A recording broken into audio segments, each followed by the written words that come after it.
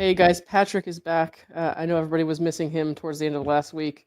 We're gonna react to the body cam footage that Schnitzel Ninja posted, the compilation video. I've not actually watched all of that.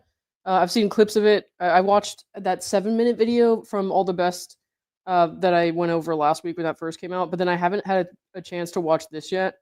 And then I just wanted to have like a kind of like a YouTube free weekend, so I've not touched that yet. So I thought a good opportunity to get back in with Patrick and see what he says about it. Yeah. Yeah, I had family visiting, so I was just sort of like felt like drinking like from a fire hose with everything. So I appreciate getting the chance to come on and chat with y'all. Yeah. So this is like I said, this is a 20. It's like 23 minutes. We're gonna pause and like talk about it while it's going. I'm not just gonna watch it straight through. If you want to watch it straight through, go to Schnitzel Ninja's channel, obviously, and you can watch it from there without having to listen to me talk. I should also warn you that I have the Jags game on in the background. They're at halftime now, but I just wanted to let everyone know that in case I were to interject with something like, "Oh my God, that was a huge sack," so that people would know what I was talking about. Yeah, we are in different places, so there's Yeah, just dude. talking about a different kind of. Never mind. Yeah. No, it's not going great so far. It's not as bad as it was though. I actually thought about going to this. I looked at tickets today, and I decided it wasn't my particular brand of masochism to watch this in person. So I was so hyped up for that him movie to come out, and apparently it's just absolute garbage. what is that? It's like a football movie, but it was like kind of it. It was like an A24 film that was like artsy and edgy and like I just the way it was shot looked really really cool, and Marlon Wayans was in it, and it looked like one of the Peel brothers was an executive producer, but apparently it just was not it. Oh man, it sucks.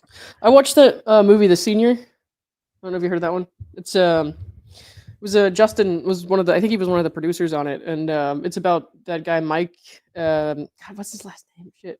I watched the freaking movie and I already forgot his last name. He was like a 59-year-old who went back to college to play for his senior year of eligibility. It was a really good movie. I liked it. It's not like an Oscar winner, but it's like my type of film. I think so it was a feel good movie. Let's put it that way. Nice. Yeah. So. I actually saw that this is the last movie comment I'll make, but I will make a plug for that Leonardo DiCaprio movie. It was really good. I went and saw it with my family. I just watched Shutter Island again because I haven't seen it since it came out, and I was like, "How did this guy not win his Oscar? Like when that came out, that was insane." It took him forever, But anyways, let me move on to what the people came to hear us yap about because I could just go on. Let's yap. Why am I? Oh my God! Sorry, Jason was on screen. Okay, I'm putting the computer in front of the TV, so I cannot distract myself at this point. Stop getting distracted by sacks. Yeah, well, Bruce says I'm not even in the live. Stop talking about my stack. Okay. Very funny, because I said it was a huge stack. Okay. Anyways, let me move on to this. Well, like I said, we'll pause. And if Patrick, if you have something that you want to pause at, just let me know and I'll stop it. Yeah, I'll bang my gavel. Okay. Not a euphemism. Oh God, what's wrong with us?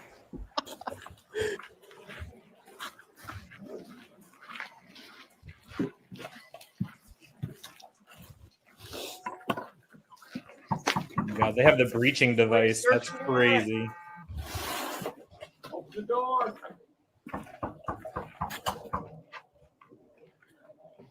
Dan, Ron, Laura, police search warrant. Open the door, please. We're not going to announce them right now. Hello, Scottsdale Police Department. Turn this up a little bit. Can you hear that okay? Scottsdale Police Department. We have a search warrant. Can you open the door, please? Verbal contact with the female through the door. She's opening the door. Are you Is Jan? she opening the door? Jan. Police search warrant. Jan, Laura, Ron, open the door.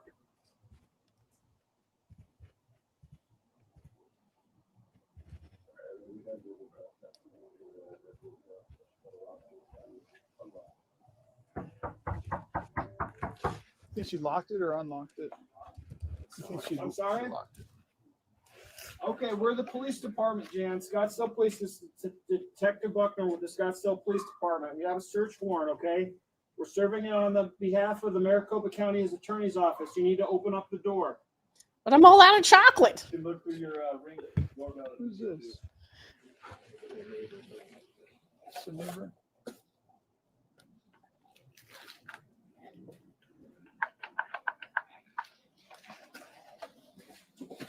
She's saying, Jan, she says she's calling the police department. is it come on?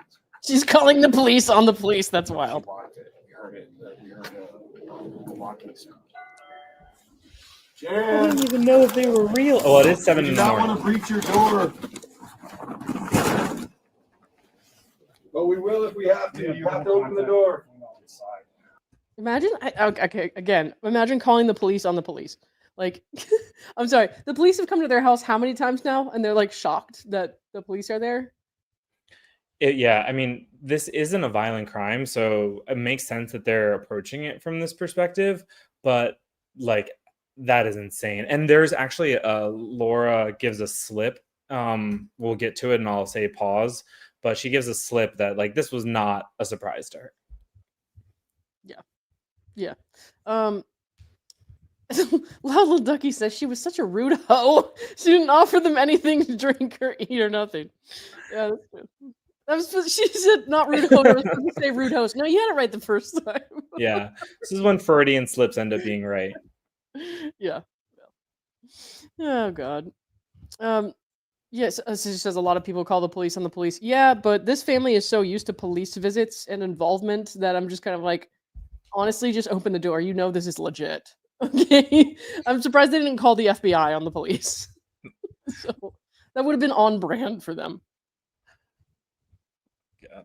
It's my first time watching it like this too. I'm excited. Jan, we will ram your door. We don't want to do that. We don't want to damage your door. Just pop the door and talk to us. You like some chocolate? Come on, Jan. You know how to do it. Hello. Hi. Are you out of the police department, okay? Okay. We're not here to hurt you. We're not here to do anything like that. We can talk to you about it, okay? I copy that. Jan opened the door for us. We'll be making entry in a second. Is Laura inside with you? No. She's not. Is she in the back? Yeah. Okay. Anybody else with her back there? No. Okay, let's We have a search warrant. We're serving on behalf of the Maricopa County Attorney's Office. Why do you have this kind of presence? Yeah. So. Buck, let's go inside and have a Do you have conversation. any weapons? Talk Don't to have her. inside. No, I don't have any weapons. Ron? Scottsdale Police. Hi, how are you? This is the Scottsdale Police Department. We have a search warrant. Where are you at, Ron? Can you just do me a favor, stay with Jan? They didn't include that Ring camera as a subscription. The Ring camera? Yeah, I would imagine. Isn't that like a subscription service? What do you mean? Like there's a I was just making a shitty joke, but basically like in terms of the bankruptcy filing, they didn't include, in the subscription section, subscription to the Ring camera. Oh man.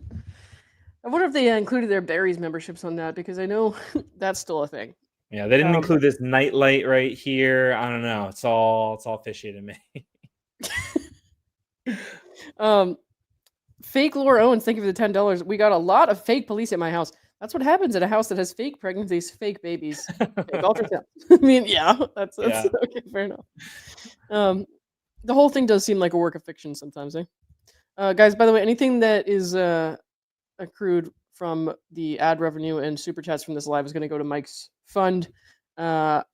Mods, could one of you pull it up and post it in the chat, please? Mike's GoFundMe. No, it's not a GoFundMe. I think it's a Give Send Go. I'm not positive, but Bruce, I think will be able to find it. So if you could put that link in the chat, please, I'd appreciate that. But anything involving this woman and her attorney from now until after Mike's case is over, the money's going to go to his legal fund, because I'm sick to death of these people, and I'm sorry that he has to deal with them. So, Yeah. I mean, I'm not even a part of any of these cases, and yet I'm sick to death of their shit. So, Okay. Yeah, we're serving on behalf of the Maricopa County Attorney's Office, okay? Regarding Laura. I'm gonna turn on the slide, okay? Yeah. Wait. Yeah. My daughter's gonna have We made entry. We're contacting the parents right now. You're good to move to the casino.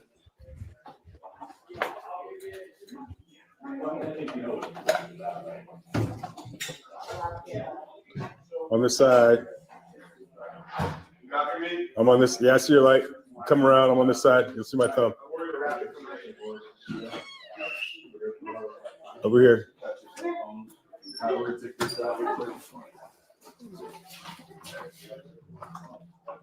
Are these people giants, or is the ceiling just really low? I can't tell. I know. Hang on. I know that people were thirsting after the Scottsdale Police Department. How'd we give up? Like, personally, I don't get it, but I'm not gonna get it. It's not for me. But you know, everybody was like, I think Dave said something about having to hose them down or something because people were getting so thirsty over the police officers. So crazy, dude. That's crazy. All right. Oh, Christina mentions if you can't donate to Mike's fund, yeah, please share the link on your socials. It's free and really helps out. Yes, please do. Please do. Good to know. And I think Bruce, Echoes, and Christina all shared the link up there if you want to take a peek at it. All right. But yeah, I don't know. Apparently they're like really hot cops. Objectively speaking, I have no opinion on that. Clearly, I think that maybe they are tall then, because that's you're saying like how tall are these guys? I mean, maybe they are just like really tall guys, because I know people are weird about height. So, all right. Anyways.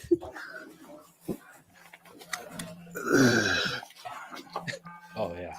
I'm gonna ignore that. I mean, I'd probably say that, make that noise too if I had to be in that house with that smell. Yeah. I can only assume it's random. Yeah, that noise gives a very fuck me a long day. It does. Yeah, I'll just go for Laura, 2 dogs. 2 dogs. And so their house is like average messy. And then Laura's is just a nightmare. So I think that says something. I've only seen some quick clips with like a little bit of Laura's place. So I haven't actually seen the whole footage, like I said. So I'm gonna have to assess that. But it looked like a shit show in there, dude.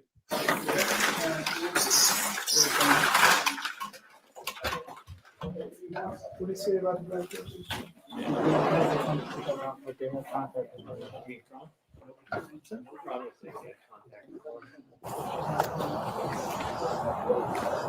All right, we're moving. So Mike, go ahead and move up to the casita at the sliding glass door. Good luck with that. In 20 to 24, just hold where you're at so we have that noise containment. There's a dog right there in front of you, Sarge. Laura, police. Come outside. Laura, police department, police. We're the police, Laura. It's the police. It's the police department.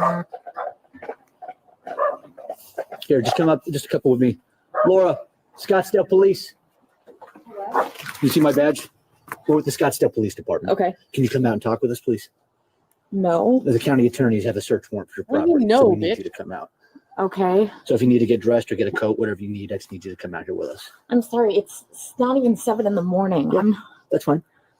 That's the first time she said that night, or morning. I guess she said that a lot. Apparently, there was a. You know what? Since we're here, I'm gonna start a tally. I might as well do something. For Yeah, go for it. Also, Laura, they're gonna make you get out of your jail cell before 7 a.m. like every day. That's how that works. What's the move there? Does she expect them to just be like, oh, my bad. I'll be back. You're right. But get ready to pause because this is where she makes that slip. Yeah. Jim Schuler, it's not even 7. My lawyer's still hungover. Oh my God. That's probably true. Hey, Jim, how's it going? I haven't seen Jim in a bit. Let me see. I'm not comfortable having you. I don't know who you guys are. I just told you with the Scottsdale Police I know, Department. but I'm not comfortable even opening my screen. Okay, well. Okay. Who thinks that she behaved that way towards the police officers when they came to talk about her weird ass complaints against Clayton, Mike, and Greg? I bet when they showed up or called to talk to her about that, she was not this paranoid appearing. Okay. She was probably just like, oh, I accept it. You know? Yeah, we've heard the 911 calls. She's super composed. She probably knows half these people. Like, what are you True. talking Oh about? my god, that's true. If we were going to handle this more escalated, we would have just forced our way in, but we're not doing that. We're trying to handle this as low key as possible. Was told that if the police were going to come, they would come during business hours. Can I call my attorney, please? Baby Yeah. girl. No. Oh no. Right Oh, there, no. where she says, "I was told if the police were going to come." So by January 29th, I wish we knew what she was posting on Medium around that time. But We've got archives, bro. oh, We I can know figure there's it out. archives of it. Yeah. But, it would be so interesting to compare what she was saying to, what was actually happening. Because if she said she knows that, or she was told that they would come during normal business hours. First of all, David, just great job with the legal advice. But second of all, that means that she's been knowing about this going to happen. Yeah, all right. Well, it's kind of odd, when we looked at his Florida case. I know you looked into some of that too. When he's sending an email to opposing counsel, he's like, "I've been so busy with this emergent situation with another client of mine who was like indicted." Yeah. And I'm like, you have never been her representation in her criminal matter. What are Yeah. you talking about? Why are you using that as an excuse to get out of your other job? So either admit that you were helping her on this, or admit that you just weren't doing your job because you just weren't doing your job. I think up. he can hide a lot behind, like, oh, well, I don't have to tell JFC the truth because JFC lies. And it's just like, okay, but then when you get caught in a lie, like, own up to it. Julia Ann says, "Not baby girl." Listen, if I call you baby girl, it's because I think you're a fucking idiot. I'm sorry. I know that's supposed to be like a pet name, like baby girl, whatever. Like I don't know. I mean, maybe not girl so much, but the only time I would ever use those terms is if I'm being extremely condescending.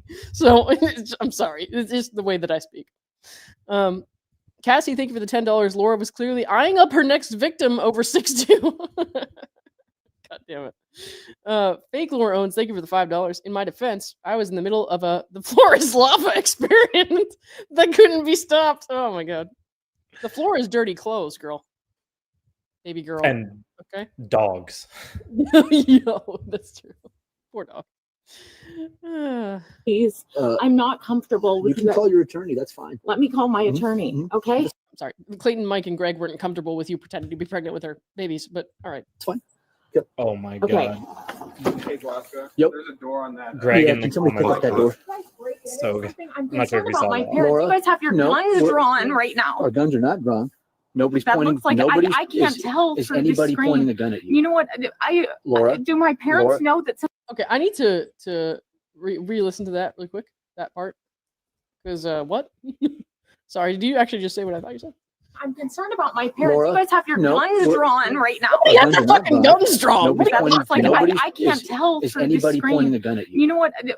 Laura? Do my parents Laura? know that somebody's here? Yes, we have officers talking with your parents right now. They're inside the home. Girl, like, what guns? Her nose is smushed against that screen. Yo, thank you for the $5 again, fake Laura Owens. I was actually pre-staging for a garage sale in my bedroom. I mean, good lord. See, that's what I would have led with, honestly. If I was getting raided and I knew JFC was going to get my hands on this, I'd be like, oh, a tornado just came through, or like some excuse, not just that. Or if you knew you were going to get raided anyway and it was going to become public, like, it's a weird flex, but clean your shit. Yeah, I mean, true though. True. Like, Maybe I she may got- get raided and I'm kind of a small deal on Reddit, so I should probably have this be acceptable. Maybe she thought that they would just like come and talk to her and take her stuff, but not come into her house. I don't know. That's the only thing I can think of, other than like she's just insane, which she obviously is not well. But Yeah. I mean, she understands, enough about what's happening. She's competent. Let's put it that way. Legally speaking, emotionally speaking, no, but legally speaking, she's a competent person. I don't know. So it's very confusing. A lot of the stuff that I'm seeing for the first time, I'm kind of like, I've never seen her react like this before. She's usually polished. She usually expects the things that are coming to her. So she has a certain way of kind of addressing it and handling herself. And even though you can tell that she's lying a lot, she usually has some level of decorum when she's talking to police officers and the like. So this is just very confusing to me. It's very strange. But it was a surprise, I guess, because it was before 7 a.m. outside of business hours, which is the only time that police can enforce the law against criminals is in business hours. So, just commit all your crimes at night, guys. Yeah. That's fine. Home right now talking to your parents, and we have county detectives here. County detectives Yes. here? So I'm giving you an opportunity. I told you we have a search warrant for your Then let property. me have my parents out here No, and my no, no, attorney no. on the phone You because can- I Laura, don't. I am. Laura, Just listen to me. Just listen to me, okay? I've been nothing but respectful to you. No, it's Ordinarily- not even 7 o'clock in the morning. Let me just call my attorney, Hold on. okay? You can call your I'm attorney. allowed to call my attorney. Well, okay. You're not being 20 arrested, to 30. dumbass. The cop even goes, well, because yeah, that's totally true. I think you could hear him be like, well, okay, but do we really want to have But- this fight? Exactly. Do you glean anything from all the hand flapping in that scene? I don't know. I know a lot of people find it like it's some sort of signal of something deeper going on. I don't think so. I think her nervous system is just in overdrive. She was not. I know that we know that from what she said that there was a possibility that they might show up. I know that she was not apparently expecting it at this time of day, and so Yeah. she probably thought for sure she was safe and was just sitting in her house doing whatever she usually does.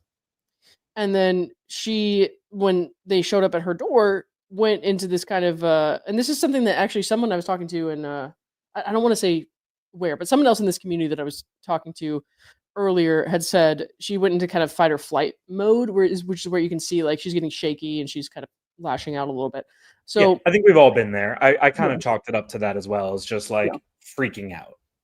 yeah, I don't think it's anything deeper than that. I don't know. I mean, I've heard a lot of people talk about like mania and stuff. And so like when I originally saw some of this stuff, I was like, okay, that seems a little bit like mania or hypomania to me. But having like sat and thought about it for a little bit, Yeah. like not just like first snap judgments. Yeah. No, I don't think so. I think it's just extreme nervousness. I think it's maybe something more akin to a panic attack than anything else. Because Which she didn't have, which is actually surprising. so I don't know what I would call what she's doing in a lot of this footage, but yeah, give me 1 second. There's something I wanted to read here. Oh yeah, and MG Law's in the chat too right now, so it's what's up, great. man? Actually, she's not entitled to call her attorney whether she is being arrested or not. Oh man, because I know. I think what is it? What is the actual? Because you see this shit on TV all the time. They're like, I'm entitled to a phone call. What is the actual, process there? MG, if you're still around. Well, what I know what triggers it is being detained. Like once you are under arrest, and there's like a long definition for what that is. But suffice to say, I think that I don't want to speak for MG, but that may be what he's saying is she's not under arrest, and so therefore the Miranda rights are not like in play at this point. Yeah. I mean, so we got some people resonating adrenaline rush into panic, or my arms go wild when I'm having panic attacks. Yeah, so it is more like a panic state than a manic episode. I think it's just kind of interesting that people focus on that a little bit. So you get your phone call once you are processed at the jail. Got it. Okay. Yeah.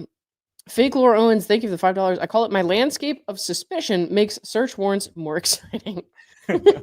Bro, and then fake Laura Owens says, bra, I don't wear a bra. That's a sack carrier or sock carrier. Sorry. I got sack on the mind since I'm watching. Oh my God. All right. Even if she were under arrest, she's not entitled to call her attorney during the raid. Oh yeah, no. Interesting. All right, let's see if I can do it. Sam 20 to Sam 30. I'm gonna disappear for 1 second while I get more water. I'll be right back. Oh, shit. You got your beer? What? Yeah, he's got it safe. Right, on the other side of the there. Laura, we don't She's- want to break your door. She's calling her attorney. phone, can you call my attorney? You know we have legal authority to break your door. We do not Okay, want to do okay, that, are you, David, do you know what's going on right now? I can talk to Hey, we got the county detectives if they want to talk to her. Laura, open the door. Sam 20 to Sam 2.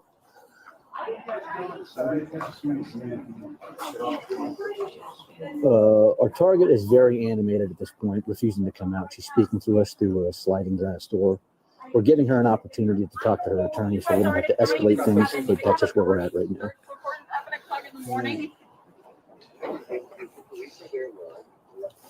Six cops. All right, she's on speaker with her attorney, and the attorney is advising her to come out. Laura, come on. It's part of the search warrant. It's part of the search You warrant. guys have guns? You know, you guys literally no. Laura, we're not going to hurt you. Okay, we have contact with her. We are escorting her out. We're fine. This way. Can you guys? Okay. So I had my laptop with me, so I heard all that while I was walking into the kitchen. But I think this is maybe the first time David has ever given her good advice, which was go out, get out, like talk to them, go out of the house. You know. So that was kind of crazy, but you know, this is the thing about Laura and David's relationship that I feel like bothers me a lot. Is I know people say all the time, like she's going to turn on him and he's going to be like one of her, I guess you would call him a victim of her like false accusations. But I'm like, David knows what he's doing and that his relationships, he seems to envy other people's normal relationships, whether it's mine and Omar's or Dave and Megan's or whoever. He has relationships with people, in my opinion, that he feels that they depend on him. And so he has a certain level of control over. And when I'm seeing this footage, I'm just seeing exactly that. She needs him. Like, she needs him desperately to the point where she's having to, like, call him at this time of the morning when the police are showing up at her house. Like, it's not healthy. That's not a healthy relationship. At least he did tell her, you know, go out of the house and, like, cooperate. I will give him that. But I guess to me, that's just kind of what stuck out to me. I was like, this is just another example of, like, how attached she is to him. Mm-hmm. I feel like it's gone a little far. But they both are extracting something from each other. She needs someone to do her bidding, and he needs someone to need him. Right. But in those kind of dynamics, when the person who needs someone to need them has kind of like I feel like there's an imbalance, you know, almost. I don't know if I would even call it a power imbalance. I would call it like, no, maybe I would, you know. It is a power imbalance, because she thinks, oh, he's a lawyer, he can effectuate the things that I need in a legal context. Yeah.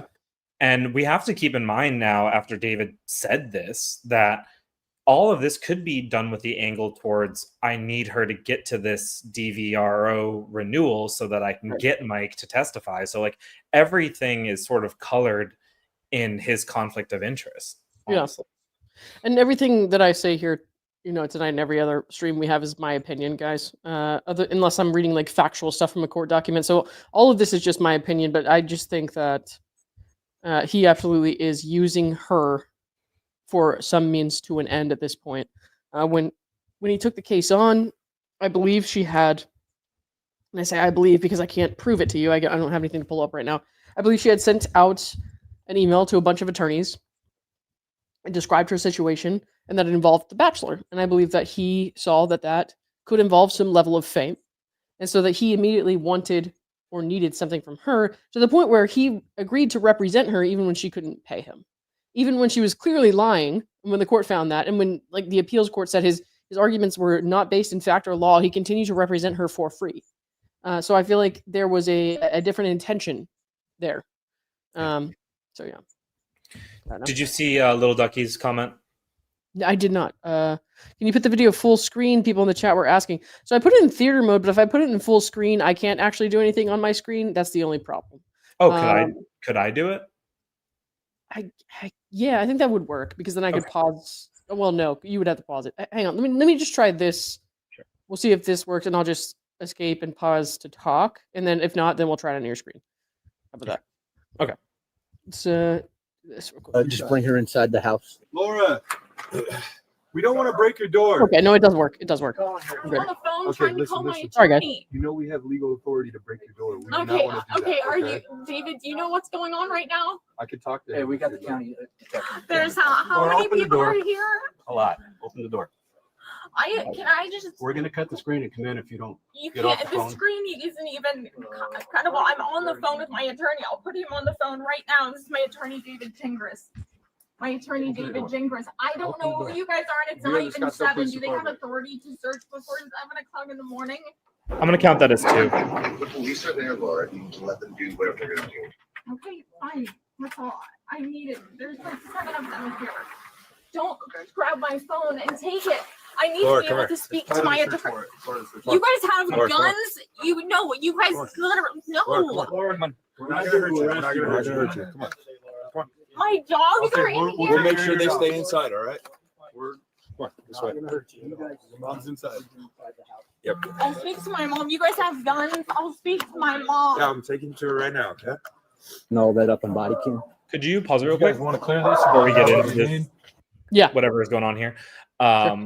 So just back to the lazy lawyering with David. Like, I just can't give him a break on these things. It's like, if like it sort of lends itself to the idea that he is trying to extract something, because yes, he did the right thing. He did give her good legal advice. They need to be able to get in there, but he did the bare minimum. Like, in that situation, I would say to my client, get a copy of the restraining order, ask the police if you can email or picture message it to me, let me look at it. And then,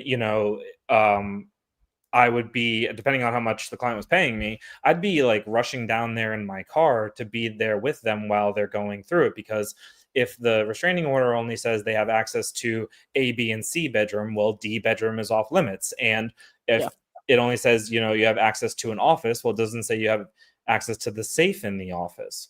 And so like, that's where I would be at in terms of my legal representation. And yet his is just let them do it. Like, it's just, it's not enough. And it just, to me, it comes off as wanting whatever is going to happen, which is messed up.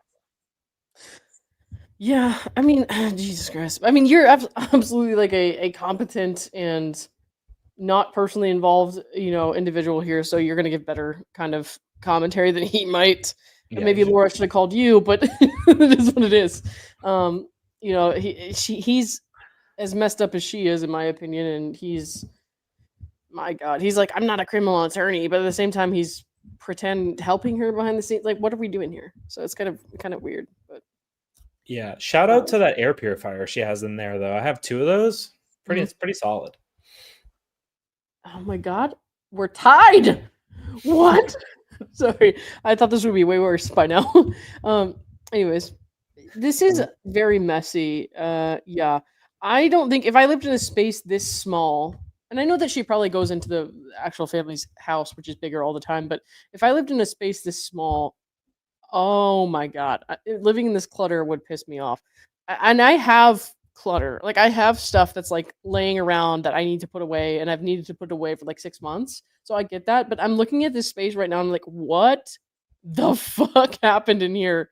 Like, who came and raided your apartment or your casita before the police? Because somebody must have. What is happening to this space? And she's got like a whole workout band there too. And I know that I don't care about people's appearances, but she is obviously, because she's saying that she should not have to testify in person at the trial between her and Mike. She's saying like, I want declarations only, because of my anorexia and all of that, and how that's going to take a toll on me. And yet she continues to obsessively work out and apparently not eat, I guess, if she's saying she's anorexic. So this is not, oh God, this is a the workout bands there. The first thing I saw when I looked at this, I saw the workout bands, and I was like, oh gosh, I could just see her just working out so hard in there. And that's not what you need to do. You don't need to work out your body. You need to work out your mind. Yeah, or get out. Clearly, it's not good to live in an environment like that. Like, it's anxiety inducing that in of itself. But then the next thing I saw was to the right of the plastic tubs. I couldn't tell if that was an actual like Mount Kilimanjaro or if it was a dresser. So we'll get there. I was not really. I can't really see that. Where is it? Yeah, we'll get there. It's to the right of the plastic Okay. bins. Gotcha. All right. Real quick. Somebody says, Bruce, I missed your commentary. Bruce says I dropped a new video this morning on my channel. Check it out. Bruce read through my bar complaint that I filed. So if you want to go check that out, read it from him. I'm not going to post it anywhere or talk about it on my channel, but Bruce did go over it today. So if you need to or want to read that or hear about that, please go watch my friend Bruce. And he did a very good job explaining it today. I'm not, like I said, gonna go over it on my channel just because I feel like I want to be a little bit more removed from that. I don't want him to be able to accuse me of doing it just for content, that kind of thing. So, yeah. But I did file in California and Arizona. The Arizona, I know it was more of a just in case, but it is what it is. So I did show it to some people just because I've been accused, obviously, of being part of this weird conspiracy for the second time in the last few months. But David Gingras is no Blake Lively. He doesn't have the financial resources to destroy me the way that she did. So I'm not that scared. So we'll see what happens. All right. Somebody said, way to bring the smoke. That's gun violence. You're threatening gun violence. All right. And then we'll go over David's motion, which is the reason I filed the complaint towards the end here. So cool. No, we need to. Yeah. Hey, just give me a couple to come in here. That's a cute dog. I got your right side, Max. So this is the scene of the belly bump video. Just don't let the dog get out, so we got to deal with that nonsense. Okay, let's go ahead and clear out of here.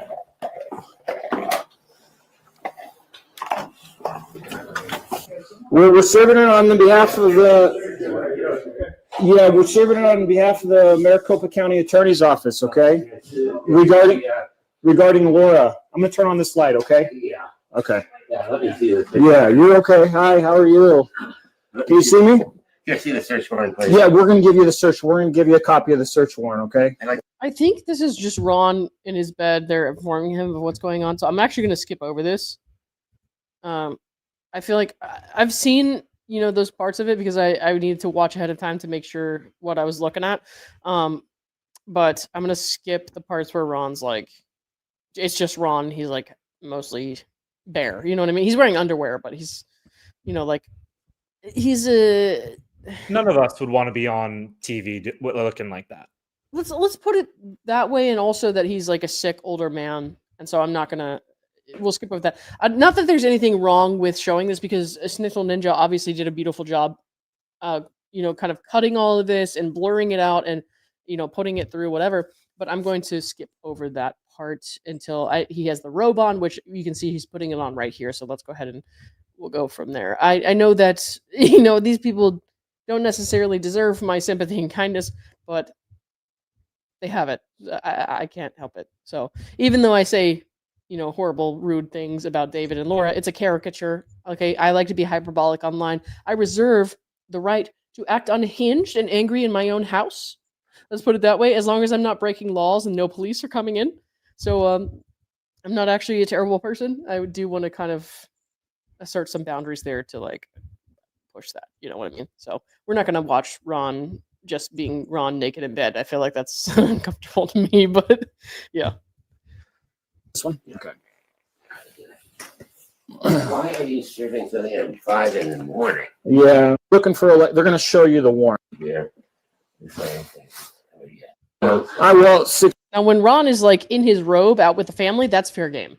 I don't give a shit about that. 6:30, 7 o'clock in the morning. We didn't want to. So inappropriate of you guys to do. Oh my God, she's freaking the fuck out. And once again, thank you, Sniffle Ninja, for doing such a good job editing this and blurring it and all that. I just, I had to skip some parts because I feel, I don't know, I'm questioning my kind of behavior a lot, I think, because of David's bringing me into his filings, and also just I don't know, it made me question my own content and behavior a lot. So I'm kind of I'm being extra careful right now, just to not include that. But okay. Going into this scene, so. Well, I think you're an absolutely phenomenal person, not a decent person, and I think David just, that's the satisfaction that he gets out of this is trying to get his pound of flesh and then just own goaling himself. But in this scene right here, I am shocked at her level of like her ability to like pronounce and like announce things. Like she is so clear. I would just be like gibberish. So just pay attention to that. Yeah. All right, man. Here we go. Well, it So, was pretty intimidating. I will 6:30, 7 o'clock in the morning. You know, we didn't want to. So inappropriate of you guys to do. Where are you guys? My dad is handicapped. You know what? I can see my dad. I can't. Ron is fine. Ron is fine. I want to see my dad who is handicapped. I'm sorry. Yes. He can't stand up. You guys, he's gonna fall. Homie, they're like gently helping Ron. What are you talking about? They're gently helping Ron. What is wrong with you? They helped him put his clothes on and everything. Like, what are you doing? I don't know where this reaction comes from. I think she was trying to just have them not touch her anymore. And so she thought the more she freaked out, the more they would let go of her. But Well, this may be the first time that's not happened. She's used to that. She's used to freaking out and getting her way. Yeah.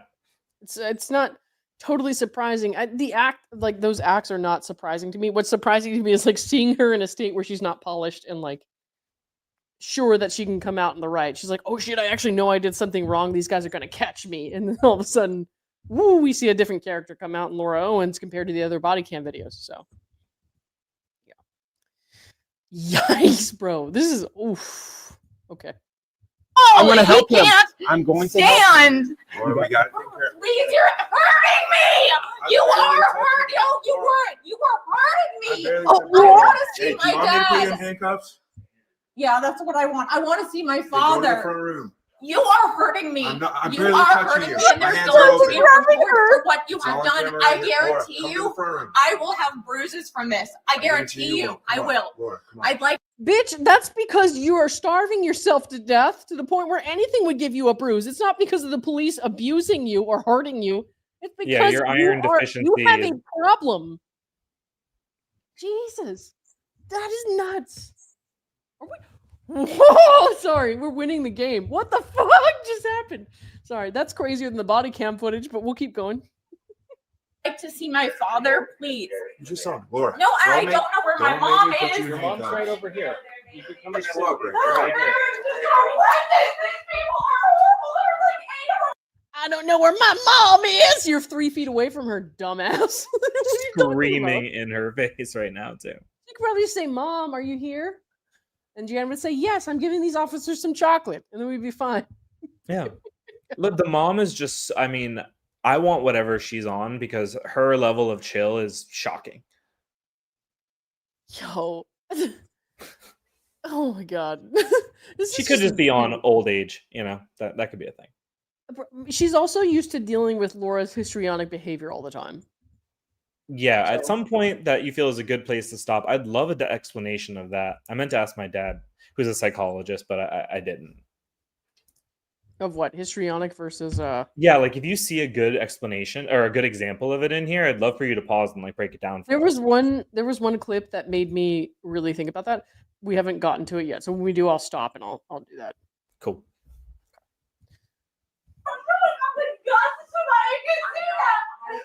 This is so inappropriate. I asked for you because I said I didn't know if they were real or not.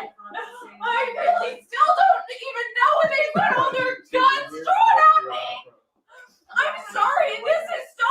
Hey, just two, Mikey and you said. 4, 6, 8. There's going to be a report to the county. You guys realize that, right? This is before 7 o'clock in the morning. And they have their guns. I mean, I've literally never even seen a gun in my life. Whatever the hell that is. You know what? It's not even 7 o'clock. I have done nothing except get pregnant by the fucking Bachelor. Okay? And there it Like is. I'm going to kill somebody. What? Okay, that's just insane. First of all, we know she didn't get pregnant by the Bachelor. The court found that. Okay. Literally. But that was the thing that made me think, like this is just kind of insane. So my notes here, and I wrote a couple of notes just based on some of the more pertinent clips that I had seen online. So being dramatic, being, kind of like a drama queen, it's just like you're having a strong emotional expression. You would like to have some attention.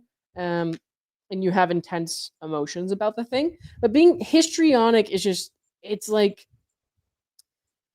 a constant, I guess. It's like something you can't help, you can't control. It's a pattern of behaving in a way that seeks attention, and it's an overexpression of emotional feelings, and it's manipulative, it's superficial, it's excessive.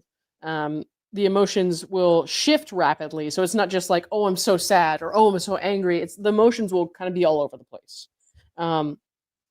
They usually lash out when they're not getting the result or the attention that they want, and they also use that kind of dramatic display of these emotions to control others socially. So there's being dramatic in the sense that you are just like an emotional person with big feelings about things, and you're expressing yourself in a way that seems dramatic. I don't know what other word to use to people. And then there's also this kind of yo, dude.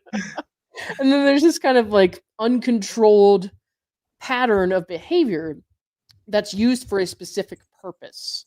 And it's also, categorized in a way that's like rapidly shifting and over the top. And it seems performative. It seems like you just want something from somebody, and it happens over and over and over again. So I guess that's the way that I would explain it. I'm happy to say I think I've maybe only met like one or two people like that in my life. It's because actually histrionic personality disorder is very rare. Right. So people have been, since people kind of discovered that word, how social media is, they've been using it a lot lately, but histrionic is actually a very rare condition. More often you see people who act like this have like borderline personality disorder, but there's a very consistent aspect to the behavior here that kind of implies that it might be histrionic versus borderline. That's something we can talk about another time when I have time to make more notes, but I only made notes on like the clips that I had seen, and that was one of them. I got pregnant by a fucking bachelor or whatever, and I was like, oh Lord, okay. So yeah. But yeah, I'd have to think about it more before I could give like a full analysis on that. No, I just appreciate like the overview of it, and it makes sense to me. It's it's hard to give examples of, because to give a clear example, you'd have to give like 10 examples. Like there was this, and then this, and then this. So you would have to show, I think, a specific pattern of behavior with a certain person. So you would have to go, here's what she did now. Here's what she did there. Here's what she did there. Here's what she did there. And then continue to do that over a period of like a longer period of time, and kind of explain like how this behavior persists versus how she might behave differently in different situations. So it's a tricky thing to do, because you have to be like really involved, I feel like, with the person to truly know if somebody has histrionic personality disorder. I will say that the behavior here is seemingly histrionic to me based on what I have seen, but I'm not her doctor, so I can't really say that. But that's just like I said, my opinion. So.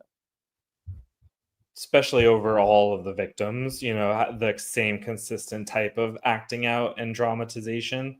Yeah. I think that I agree with you. That's just an opinion, but we've got a decent amount of evidence here, which is wild that there is this much evidence. But thanks, Jingris. Yeah, it's crazy. All right, let's keep watching. And poor Daddy, they took your phone? They took my phone, yeah. So you guys have, where's the search warrant? Right here, ma'am. For my mom? It's a search warrant for my mom's phone. For the residents. She's been Googling this horde. I need to help my father. No. He cannot get up. No. My dad is handicapped. No, he can't get up. Laura. You don't get it. My dad can't get up, and he's all panicked in there. He's the calmest one No, there. he can't get up. He's handicapped. The only person panicked Please before. do not do something. Helping him. No, he can't. He literally Trying to help him with. I mean, What? he has nothing. my poor dad has He can nothing to talk, do with man. this. He can help. Fuck all of you guys. Seriously, fuck you guys. This is not cool. It's not even 7 o'clock in the morning. They're acting like I murdered somebody. I agree, honey. I agree. This is not.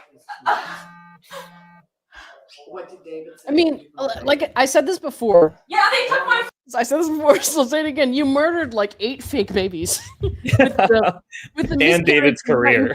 Yeah, like you didn't actually have a miscarriage. You pretended to have a miscarriage. So that was your choice to murder those babies. So you kind of did kill someone.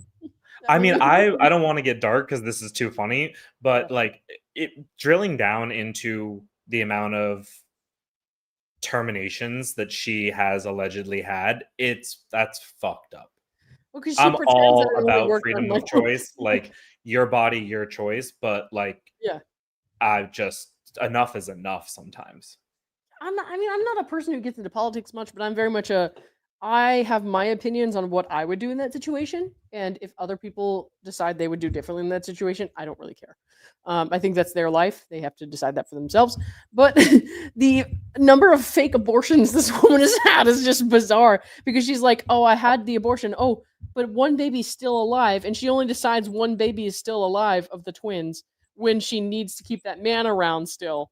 And it's just bizarre. Like, what the hell are you doing? You're creating a whole fantasy world where abortions fail all the time and only, like the baby half survives or something. Like, what are you doing? Like, this is bizarre. So, yeah. Anyways. I think that if anyone was gonna fund this documentary, it should be Trojan, honestly. A documentary should be Trojan? No, it should be funded by the Trojan Condom Company. Funded by Trojan. I was like, sir, what? Oh my god. All right, we got like 6 more minutes of this, bro. I can't believe we still have 6 more minutes of this. Phone. I don't have David's number. I don't even have my attorney's number. Can I You just talked to David on the phone. We saw it. You had it on speaker. Yep. Homie. Baby girl. What are you talking about? have my phone to write my attorney's phone number on? I'm sure you can get that. Yeah. Can we just clear space so Dad can come out so we can sit down? He just was about to fall. He's got his walker. Where do you want He your dad doesn't to use sit? a walker. Where do you want your dad to He's sit? using a walker that I'm sure he doesn't use. He never uses a walker. Why would he have a walker if he doesn't use a walker ever? So quick to change it up.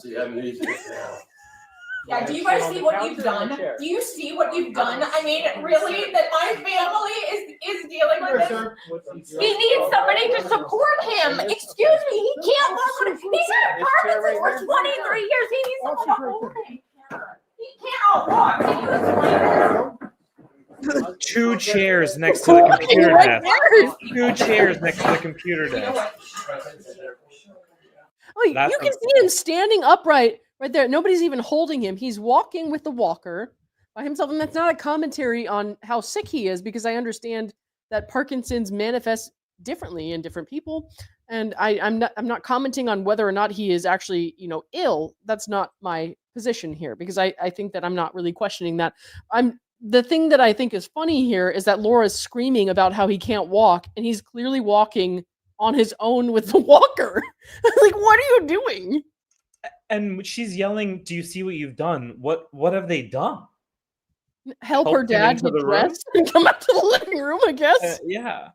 But I didn't notice this the first time around. There is they have their whole little office set up right there, and there's 2 chairs next to it. If Ron's not moving and she'll say in a second he never uses that chair, that means Laura and her mom are more than likely the 2 people sitting in that chair. We probably sit there all day, every day, reading through our Reddit comments. I know they look through the Discord. So they're just sitting there all day monitoring what's being said about her online. I'm like, you could be out here living your fucking life, getting your shit together and trying to do better as a citizen, like as a human being. What do you contribute to the world? You could be out here trying to figure something out, anything. You could work at fucking Wendy's and you would still be contributing to society. So that's not a problem. Just get a job. Get a job and do something with your life. But no, they sit here at this computer all day waiting to see what we have to say about them, and then trying to somehow drag random people into litigation, threatening people with police reports across the country. It's bizarre, dude. It's bizarre. And the crazy thing is that the fail safe is still there. Plead guilty. Withdraw the DVRO. Yeah. Shut the fuck up. No one will talk about you really ever again outside of maybe a few people in Discord until it peters out. It's the off ramp is still there, Laura. This chick goes to prison. We're just going to move on to another topic. We're not going to sit here and think about her all the time. Nobody loves her that much. You know what I mean? So nobody's going to sit here and be like, I wonder what Laura Owens is doing in prison today every day. No. we're just gonna move on to something else that's of public interest. It's just this is a public interest case. Obviously, people care about what happens and how their tax dollars, the people of Arizona, are being used. So they're gonna pay attention to that.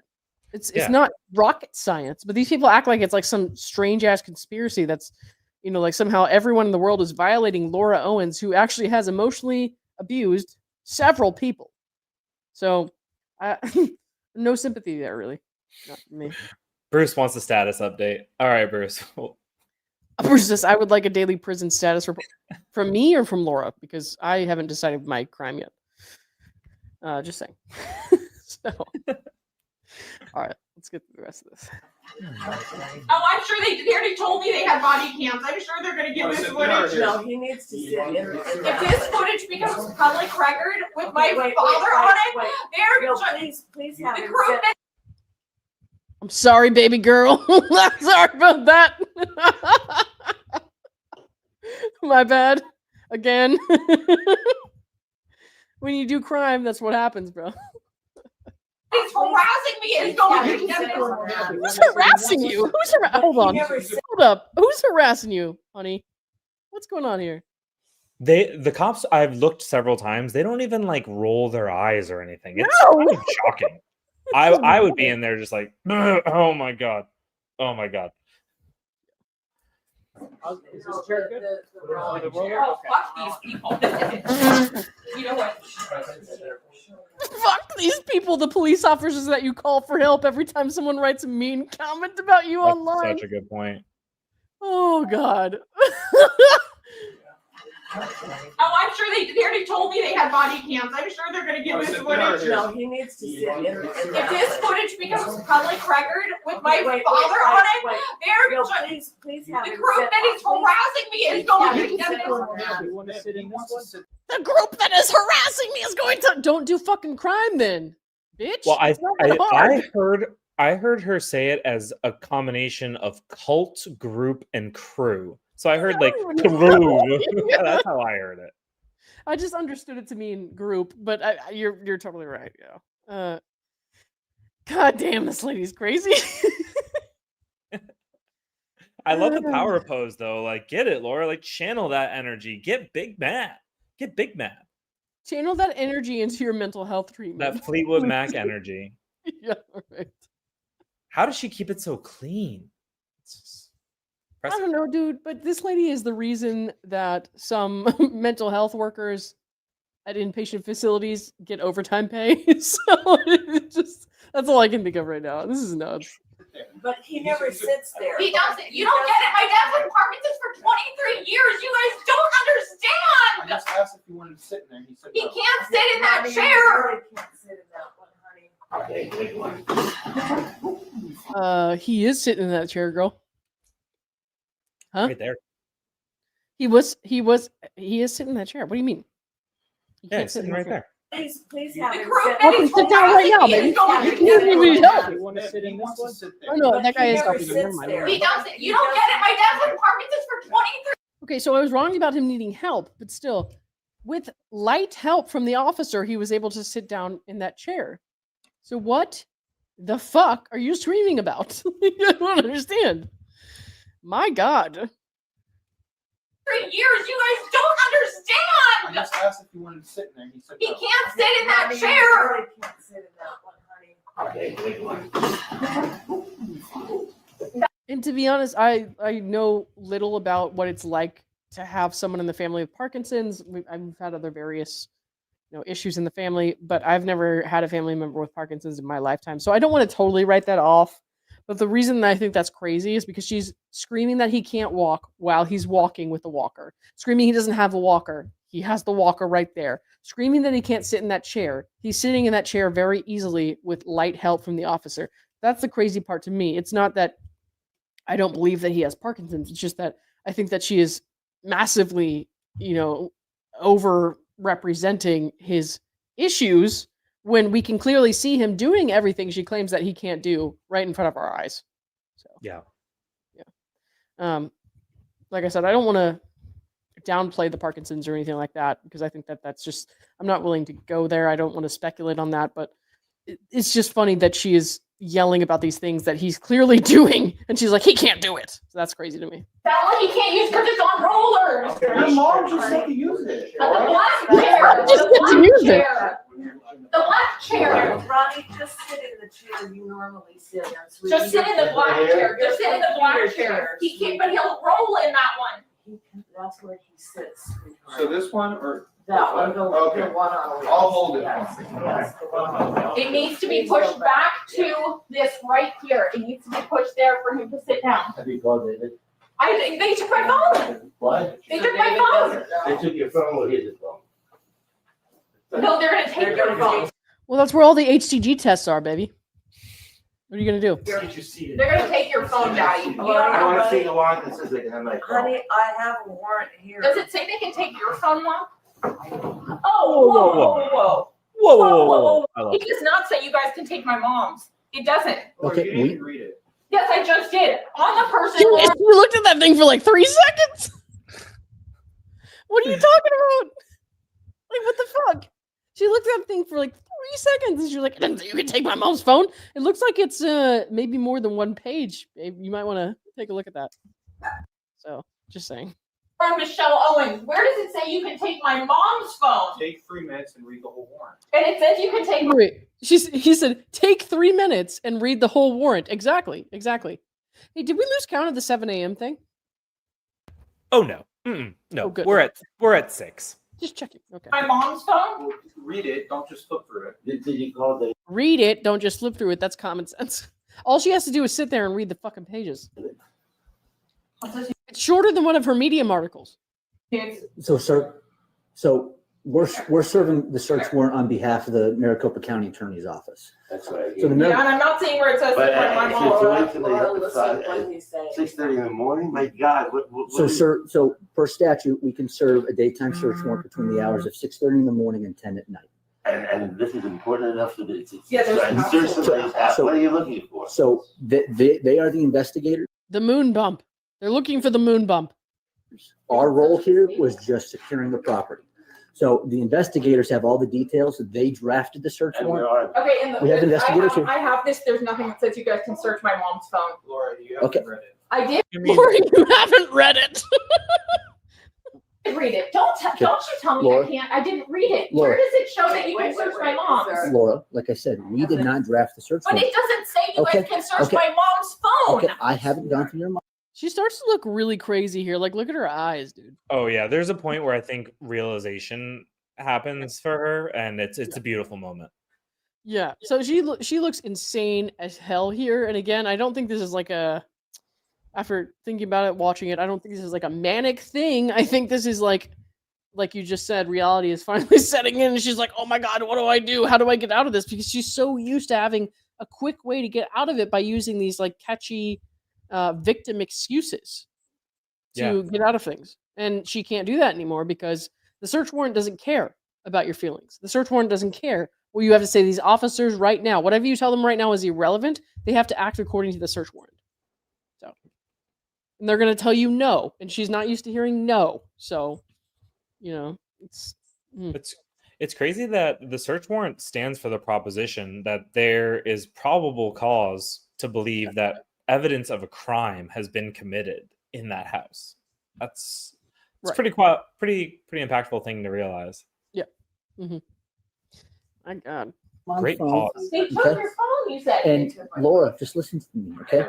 Just because we've set a phone aside doesn't mean that we're searching it. Oh my god, this is the most insane thing I've ever seen. Just because we've done that, just like because we've put you guys in here, Wait, so then you can't. What are you looking for? That's what I want to know. sir, I can't tell you guys this enough. We are not searching the property. Maricopa County Attorney's Office is the one responsible for drafting this warrant and searching for evidence for their case. We have merely secured the property on their behalf. Any questions you have pertaining to this case and what property is to be seized, not seized, and searched, you would have to get the answers through them because I don't That's great know. because they can't take your stuff. It says specifically on me, so they. Right. They're not trying to take the police's stuff. I don't know what you were trying to like what point you were trying to make there. That was a little questionable. But like I said, these people, they don't have the opportunity to say we believe you or don't. They have to act according to the search warrant, like we were just talking about. And she's saying, well, it doesn't matter. It does not matter. Yeah, the search warrant is completely irrelevant to these guys. They just care about, are there any guns? Is everyone accounted for? And they're doing their job. Yeah. Oh my God, we're tied. Oh, this is torture. Sorry. We're going back to other torture with Laura. Taking your stuff so we can report it. Do you guys have any info for them? Yeah, I'll wait for. So ladies and sir, these are the county attorney office detectives. They have the intelligence and the information on the case. Any questions that you have, they may or may not be at liberty to answer based on the severity of the case or whatever they're investigating, but they are the ones with the information behind it. I do not have any information to provide you. Like I said, the Scottsdale Police Department, because you reside in Scottsdale, was tasked with securing the property. If you guys lived in Phoenix, Phoenix Police Department was, yes, sir, we can serve a warrant between 6:30. I like when they're complaining there about the time they're serving the warrant. I'm like, your daughter did crime all over the place. Be more concerned about that. Like, Apparently what? it wasn't very serious crime, according to him. Criming was a hobby. Okay, I don't want to hear about it. What the hell? We're not talking about it. Would you rather we serve it at noon where all your neighbors see the police here? Oh yeah. You would rather that? Oh my Okay. God, yes. Well- At 6:30 Baby girl loves an audience. in the morning, Okay, when my well- parents are asleep. Well, we're well within the law to do that. Okay, so any questions that you have pertaining to the case, the county attorney's office detectives can answer those. And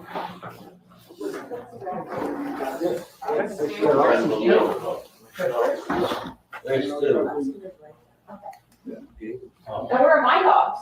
Your dogs are still in the casita. Both of the dogs. Yep, they're both in there. Why is that so hard to believe? One of them falls into the pool. Nope, it's not going to happen because they're both in there. Shut up, cunt. So where did my mom get her phone? There wasn't anything in here that my mom had. Okay, so you guys are, Becca, you said you guys were the county attorney. They're with the county attorney's office. They'll be able to answer your questions. You still on tape? I got the doorbell camera too. We'll get them clearing out of here. Okay, so I think you guys are good. So we'll let our dispatchers know that you guys are still here investigating. Yep. So if you guys need help, I don't think we have comms with you guys. But Okay. if you needed us to respond, just Yeah. 911 or whatever. Sounds good. Thank you. Hey, guys, thank you very Yep, much. thank you. Appreciate all your help. Good Lord. And then it was the longest day of her life. Yo, and she still kept posting on fucking Medium.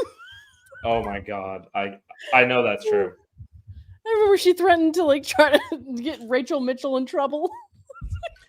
So where could I guess we could FOIA the Scottsdale police for any complaints she filed against them. Yeah, maybe. I would bet you Schnitzel Ninja would have that though. I'm like not the FOIA person. So if Schnitzel Ninja, found out about it, obviously she's gonna ask for it. So I will wait for her to post it, but I haven't seen it. I don't know how long that would take. Obviously, this took a really long time. It's October now. Raid happened in what? Was it January? Yeah.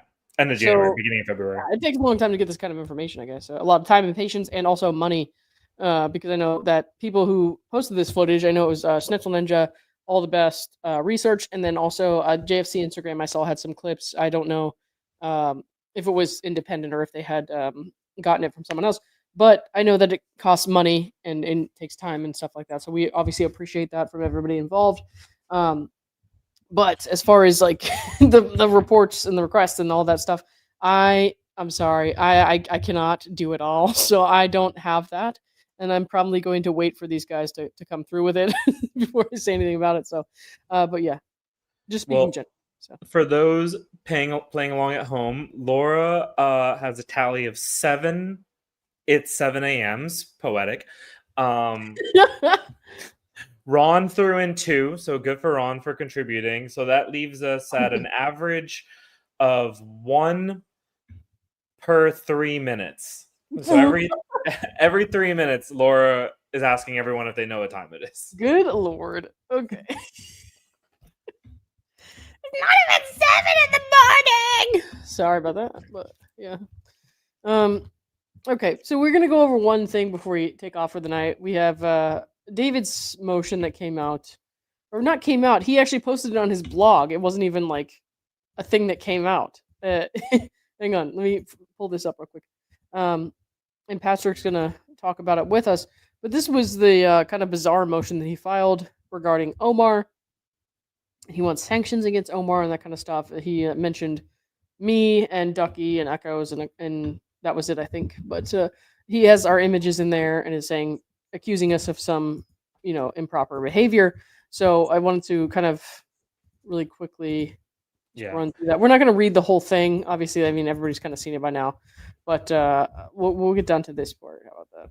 So I tried to read it as if I were the judge in this, meaning like I skipped the parts that weren't relevant. Yeah. And there's a whole lot of not relevant. Okay, so why don't you give me your general thoughts, and I'll ask you some specific questions. Well, my first thought was that this is, like, from an overall litigation tactic perspective, these filings are really just being used to suck the GoFundMe dry, because every time Omar has to put pen to paper on this, he has to, cover his time. So by entering into this like frivolous third-party motion practice, I think it's designed for really no other reason than to drain Mike's financial resources. And I think Gingras, I could see him saying that's like fair because Laura doesn't have any financial resources and blah, blah, blah. But then in terms of like the merits of the post, like I don't understand the merits of the motion. If he's saying he wouldn't represent her anyway, then why would he file a motion to have that request thrown out? And I think he even admitted it on one of the platforms that, like, technically he doesn't have to file this motion, but he's doing it anyway because he wants to correct the record, which, like, I don't know if he wants a judicial ruling to say, hey, Omar, you're a liar, or hey, David, Good you were luck right. with that. But like, that's just not going to happen. And it's also kind of clear from context that he doesn't respect court's decisions anyway. So why would he respect this one if only for it's because it rules in his favor? Well, I mean, Look at Me Daddy kind of gives that away. Oh, God. That was crazy nonsense. Where's my original? Hang on. I remember when I first saw that, and I was like, "Oh my fucking god!" Yeah, you want to talk about choosing violence? This man chooses violence every day. No, seriously, it's nuts. I think I still have, and this was a long time ago, so a lot of people won't have seen this. When I first read through "Look at Me, Daddy," let me find out. I just remember thinking, "You did not actually write that." The motion for lunch. Yeah. He just thinks he's so clever. And it's like, that's not what court is for. That's what happy hour is for. If you want to talk, and this is maybe an unpopular opinion, but if you want to talk rampant shit on your Twitter page, David, I think that's fine. I think you should do what you want with your Twitter page. Okay. But when it comes to court filings and using your law license to put weight behind something, it's absolutely inappropriate for him to make these accusations to the court. Yeah, and some of them are demonstrably false, so we'll get to those. Oh, yeah. Yeah. Hold on. Let me see. I finally got my Instagram page open. Find if I can. No. Don't want to do that. There we go. It was like down here somewhere. Oh, there's Rachel. I love Rachel. I know that I've talked about this before, but like I was really worried this past weekend about, and this happens every time something like this happens. This is unfortunately a reoccurring thing now, where it's like people are using my words and my actions and my content to like make a friend look bad, or to make somebody that I care about look bad. Like Blake did it with Justin, like, and I care about Justin in his case, and I care about him getting justice. So like Blake did that to try to make it look like I was a weapon for justice.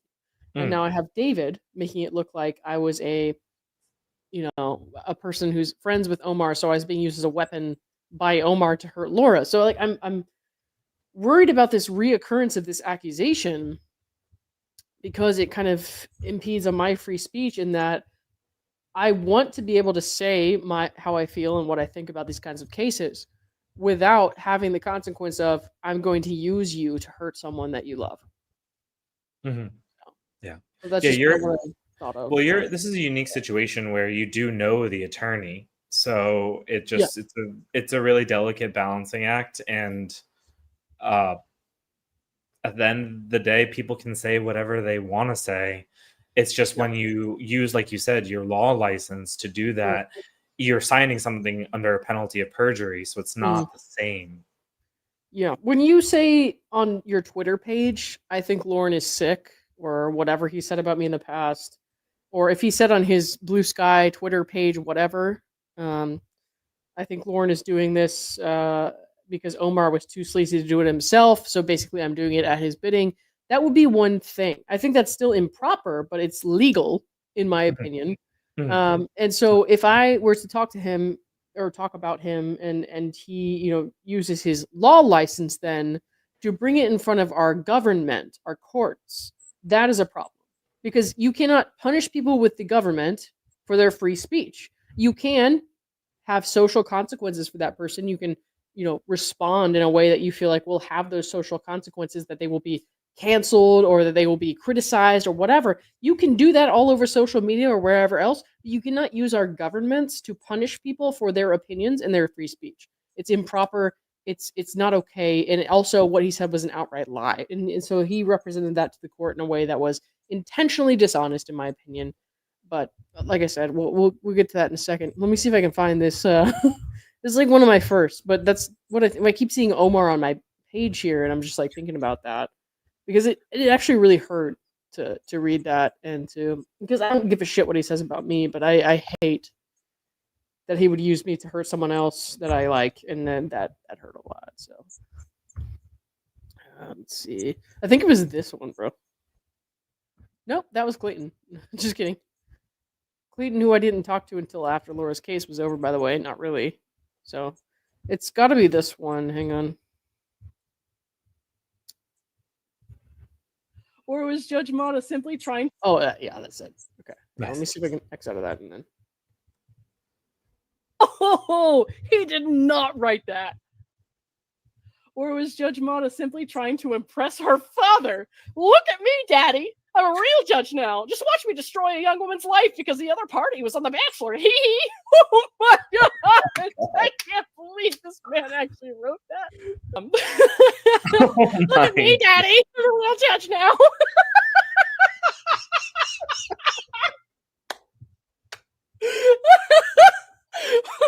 What kind of fucking lawyer writes that in his filing?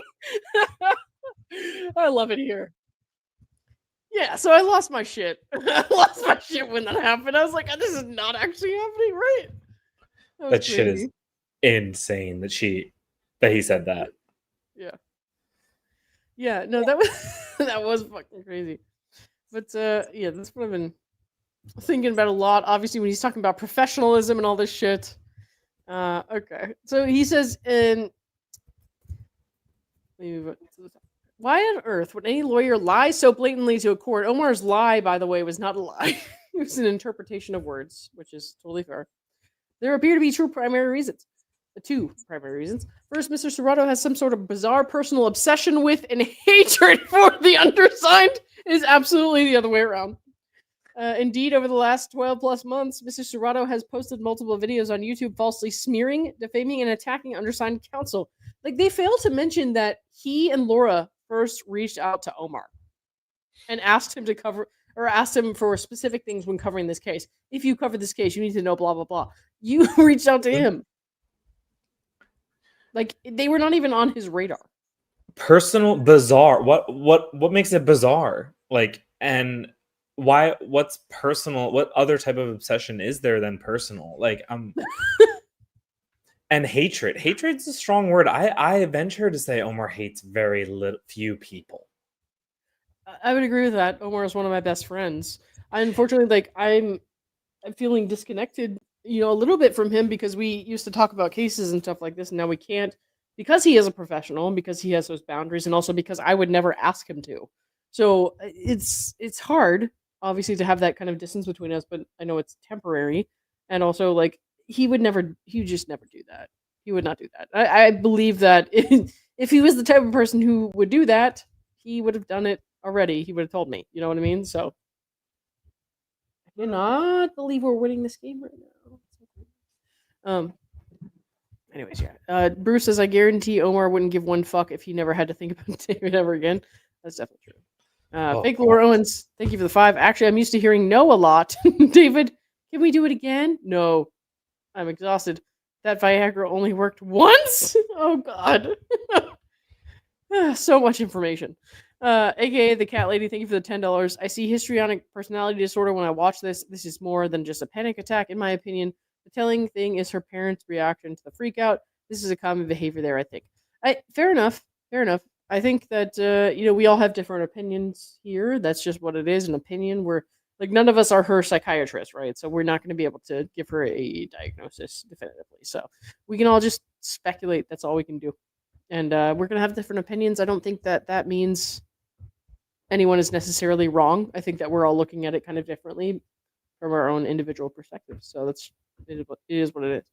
But yeah, let's see. I'm going down here. Where do I end up here? I can't remember. So we're at Indeed over the last 12 months. Mr. Serrato has posted multiple videos on YouTube. Yeah. Undersigned counsel.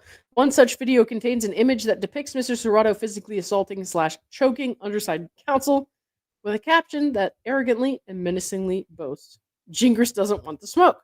And this is obviously what he has a problem with. The thing to know about this is obviously that Gingras marketed himself in the beginning of his involvement in this case as the Conor McGregor of litigation. That is an important thing to remember.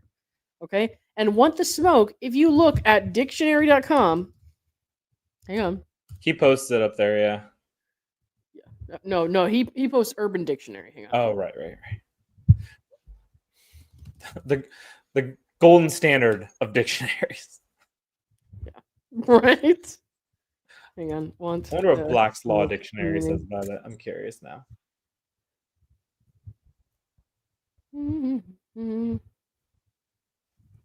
Okay. Want the smoke. We want all the smoke.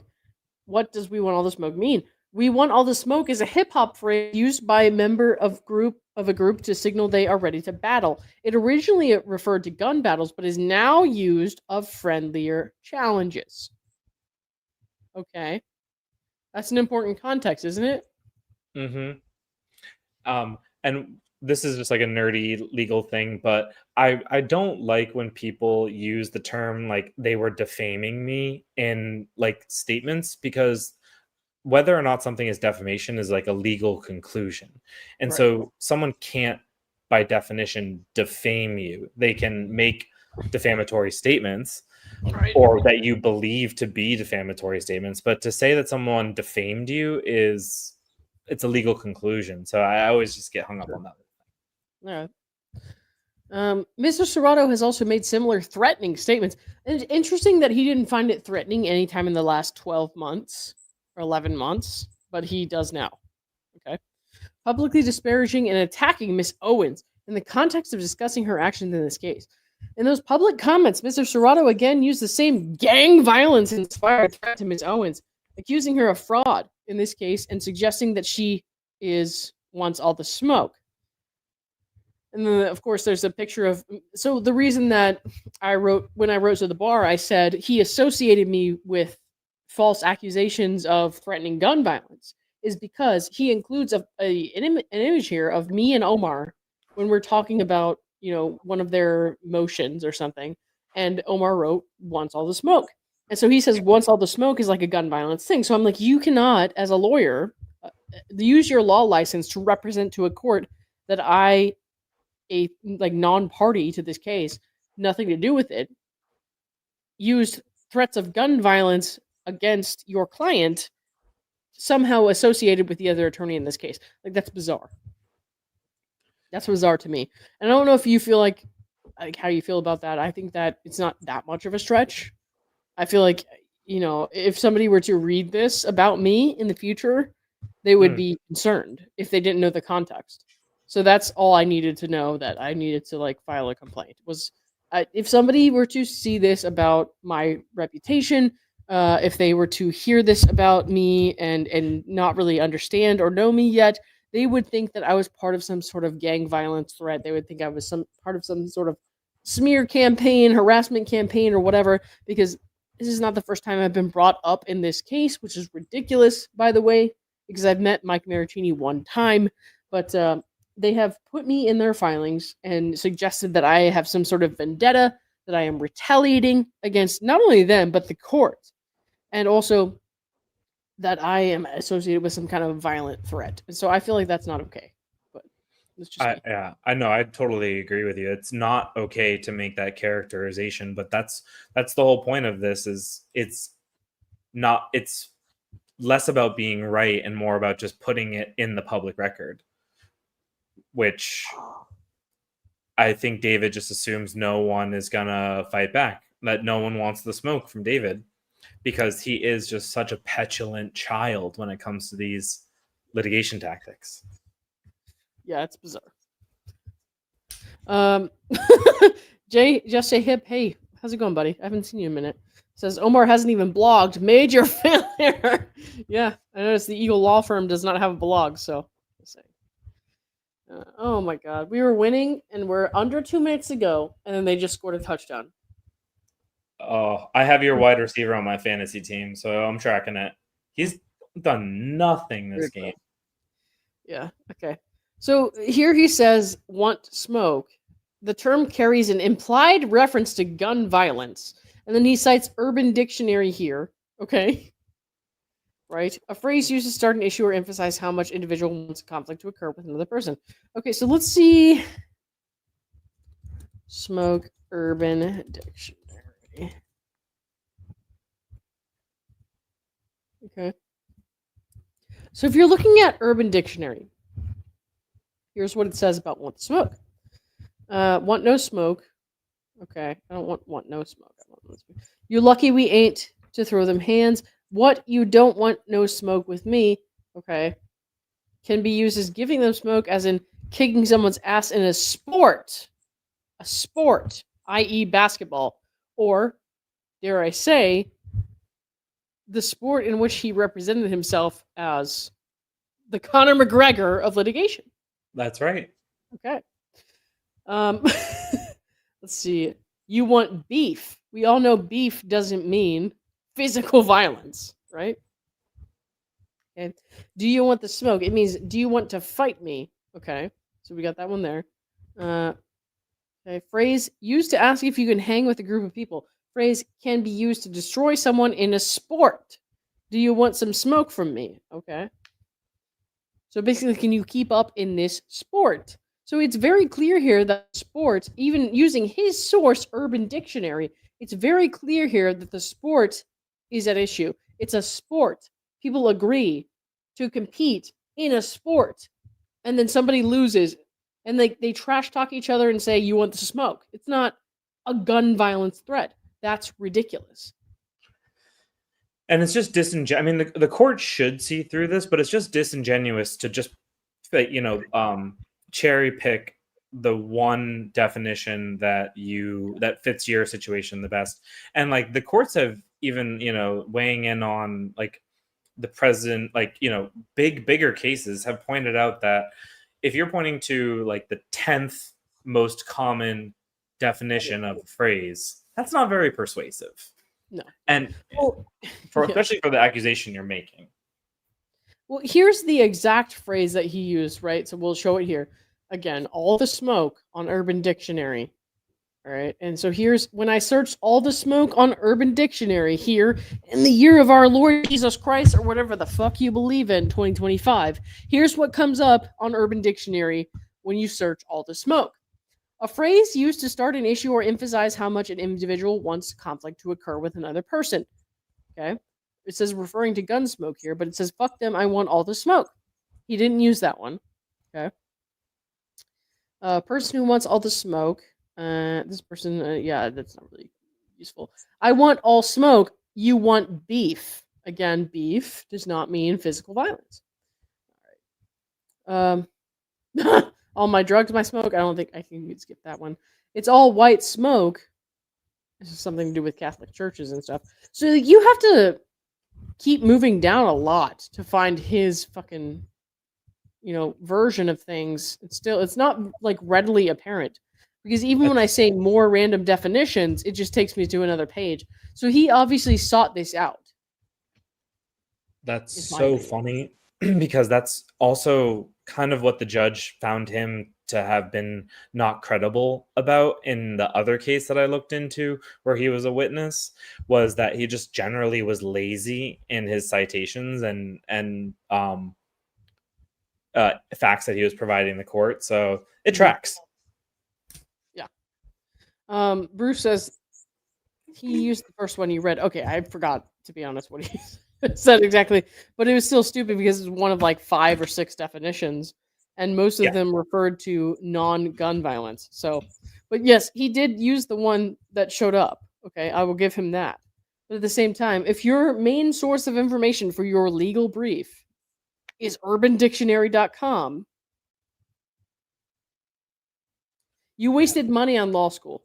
Like, I don't know what else to tell you. All right.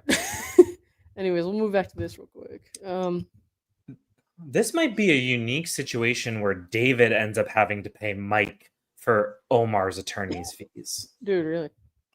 For real. It's there's a lot of case law behind it, and I don't honestly know enough to speak with any authority on it, but there are situations where the lawyer's conduct can rise to the level of having to pay for the court costs. Bruce says, also, you can say anything in Urban Dictionary if you want to talk about Britney Spears, but you can. And Bruce knows from experience. So, just saying. Okay. Can I get you to read this paragraph for me while I get some more water? Because I ran out again. Yeah, for sure. Yeah. I'll read slow. Seeking social media money and stardom. That's hilarious. Mr. Serrato chose to file an utterly groundless, frivolous, and needless motion as a way of creating YouTube content. Of course, posting a video about his motion on his own channel would be too sleazy, even for Mr. Serrato. Wow. I mean, that right there is like a bar referral. Like, you cannot disparage other members of the legal community, like, to this extent. It's like, you can be a zealous advocate, but to call someone backhandedly sleazy is just wild to me. I wonder what the definition of sleazy is on Urban Dictionary. Let's look that up. I can find out. Okay. I'll finish reading then.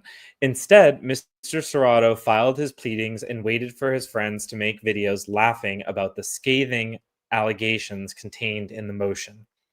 That plan worked exactly as Mr. Serrato intended. Shortly after the motion to disqualify was filed, Mr. Serrato's friends created multiple videos reciting every false statement in his motion. See e.g. And Bruce makes an appearance on in a legal filing. So Yeah. Lauren, if you want to scroll down, a little bit more, but I also want to look up the Urban Dictionary definition of sleazy. Okay, I got that. You want to go to that first? No, I'll keep reading. Okay. Oh, you got it. Oh, you got it. That's what you said. Cool. Low class, trashy, disgusting. Okay, that's really hurtful. What else is what are the other definitions? Wow. So I mean, gets around by greasy or dirty means. So couldn't Omar then say that he, Gingras is making comments about his Hispanic heritage? Oh boy. Yeah. I'm 100% Latino, so I feel very comfortable saying that. No, I got you. But you know, hey, we have to have standards around here, and so if he's going to use terms like sleazy, I would consider that a racial slur. Yeah. If I'm in Gingras's world. All right. I mean, Gingras's world, yeah. Sleazy. It is a girl that is. Omar is a girl that is a slut, so that's not defamatory. I think I'd call Omar. No, probably Stuck lit a house. Wow, I don't even know what any of those words mean. Okay. Well, I think I've kind of gotten from here what I wanted, which was, a counter argument to just how hyperbolic he's being, and by choosing to use that term, I think it's up for dispute whether or not he's using that in a racially charged way. Mm-hmm. All right, then. I think we've probably gone through enough definitions of sleazy. Yeah, I'm good. Actual. Okay, cool. Here you go. By bringing a groundless motion based on knowingly false statements made solely for the purpose of harassment and YouTube fame. So by definition, not solely for one purpose, you fucking idiot. Mr. Serrato violated California Code of Civil Procedure 128.5A. As a result, this court should impose substantial financial sanctions to deter similar future conduct. This should include, at a minimum, a financial penalty payable to the court for Mr. Serrato's waste of the court's time and resources. Oh, that's so nice of you, David. And an award of fees, costs, and expenses incurred in bringing this motion that I didn't have to bring and I'm not entitled to bring.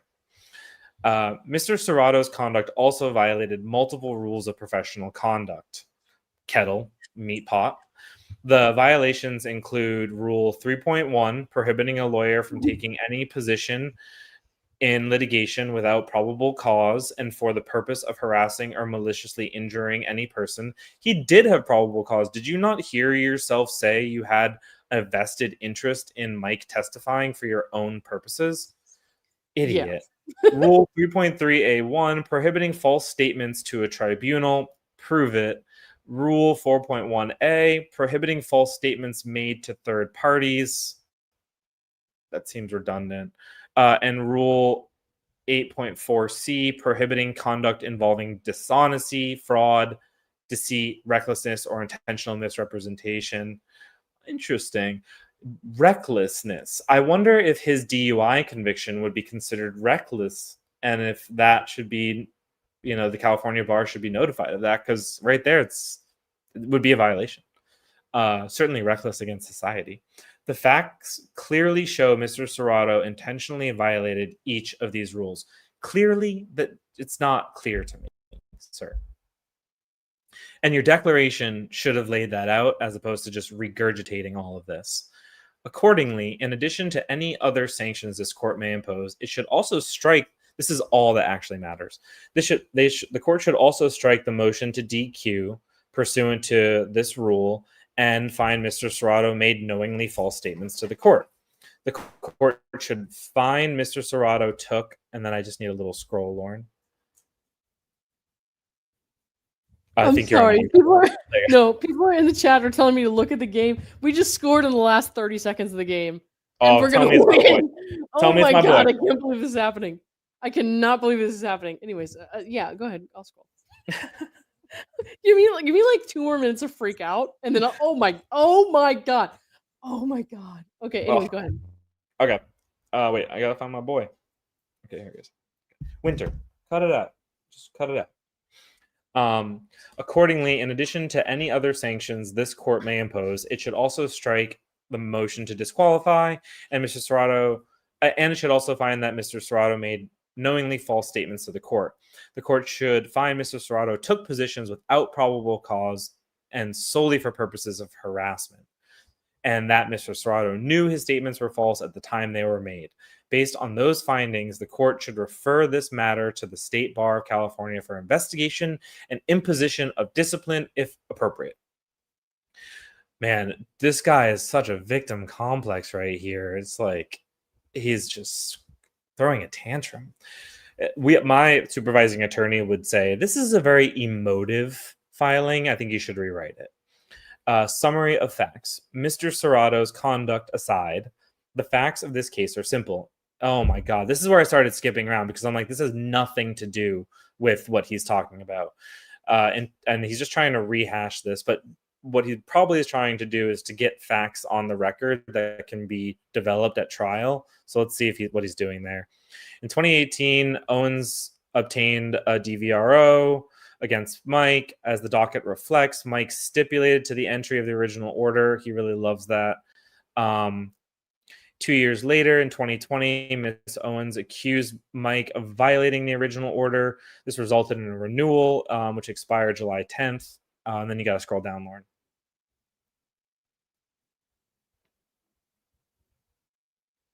Oh, or I think we're going to watch the game.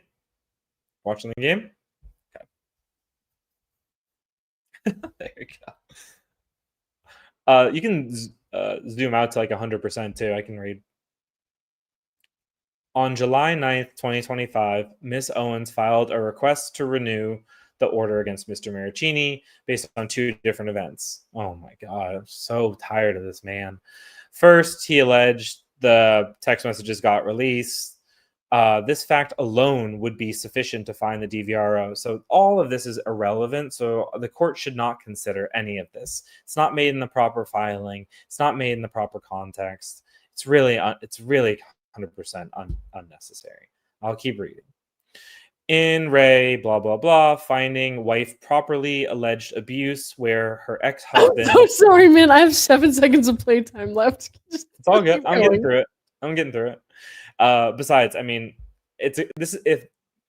when no one is paying attention is the right time to read this drivel. Finding wife properly alleged abuse where her ex-husband accessed her private emails without consent and released contents to third party, and explaining husband's alleged conduct of viewing wife's private email, learning her social schedule, and communicating this information to third persons could constitute indirect and threatening conduct, and thus abuse within the meaning of the statute, because the plain meaning of the phrase disturbing the peace of other parties in section 6320 may properly be understood as conduct that destroys the mental or emotional calm of the other party. But again, David, we've talked about it has to be subjectively and objectively reasonable. Subjectively, she has to feel that the conduct destroyed her mental and emotional harm. And objectively, an objective person has to agree that the conduct would be likely to cause that result. Rachel's explained this to you. I've explained this to you. I'm sure Omar's explained this to you. Yeah, but Rachel's not a serious person, Patrick. She explained it the best. I just stole my explanation from what I remember of her saying. He's not a serious person as per David's Twitter. So just saying. Oh my gosh. Yeah, and I remember reading this case, and the fact of the matter was, like, the husband hacked her password, and he monitored her emails without her knowing. So the facts are very different here, where like the husband, and I said this in an earlier stream, the husband didn't know the messages she was sending out. The messages on Mike's laptop are clearly within Mike's personal knowledge. He received them from her. So the facts are completely different.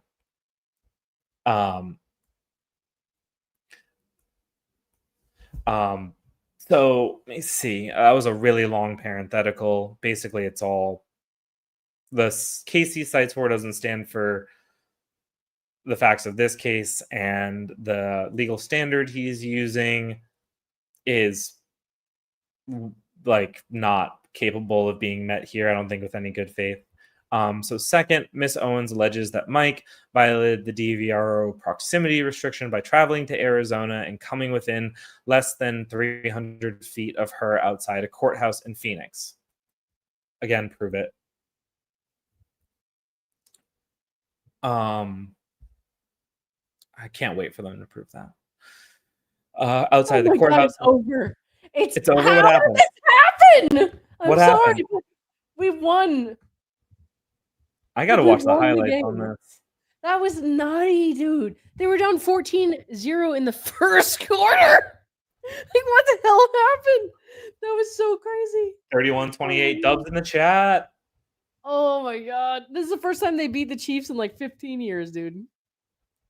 Oh, really? That was so crazy.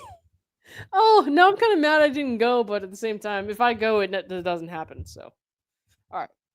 Anyways, let's move on with David now that I'm done watching football. Okay. Well, second, he none of this is relevant, right? Like, if we're looking, it's a motion to intervene, motion to strike, motion to DQ, motion for sanctions. None of the facts related to Mike and Laura are relevant to this at all. So, I think I don't know. I think he just probably wrote this, realized this is not relevant, but then was like, "Fuck it, I'll keep it." that happens to me sometimes, but usually I don't say fuck it, I'll keep it, I delete it, and then I save it for something else. Based on those allegations, Miss Owens has asked the court to make the DVRO permanent and to refer Mike for potential criminal prosecution. Miss Owens' request to renew the DVRO was filed pro se, but included a declaration from undersigned counsel. At that time, wait, why would he call himself counsel if he's not counsel? At that time, the undersigned, the undersigned, he just called himself the undersigned. The undersigned's declaration was solely submitted in his capacity as a witness, not as an attorney representing Miss Owens. That declaration explained undersigned counsel, keep telling on yourself, previously represented Miss Owens in a paternity case in Arizona styled Owens v. Echard. The declaration explained during that proceeding that Mike was initially disclosed as a... I want to actually read this so it's coherent. So when he's talking about his declaration, so David's declaration explained that he had represented Laura in the Echard case, and the declaration explained that during the Echard case, Mike was disclosed as a potential witness, but that Mike's counsel later said that he would not appear as a witness.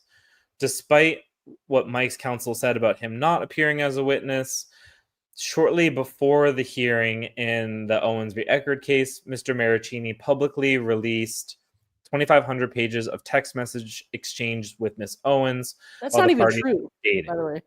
Yeah, how prove that he did that? We have not seen 2,500 pages of text messages. That's bizarre. It would have taken us forever to read through them. I remember just the little bit that we saw took forever. So there's no way 2,500 pages of text were released. It's not a thing. I'm curious if it was admitted as a trial exhibit, but anyways, it was. Yeah. If it was, then what the fuck is he talking about? No, dude, it's bizarre, bro. Despite this, shortly before the hearing, he did not release these text messages. This was done without a subpoena or court order and without any formal discovery requests in the Owens v. Echard litigation. So basically, he's saying it was just done, if we're to take it as true, on his own volition. Mike leaked the text messages, which resulted in thousands of messages being posted to the internet, where they remain to this day.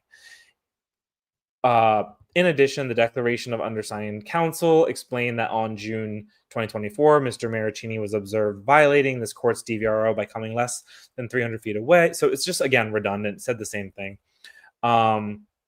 Because undersigned counsel was a witness to these events, a preliminary decision was made not to represent Miss Owens in this matter, even though such representation would clearly be permissible under the professional rules of responsibility.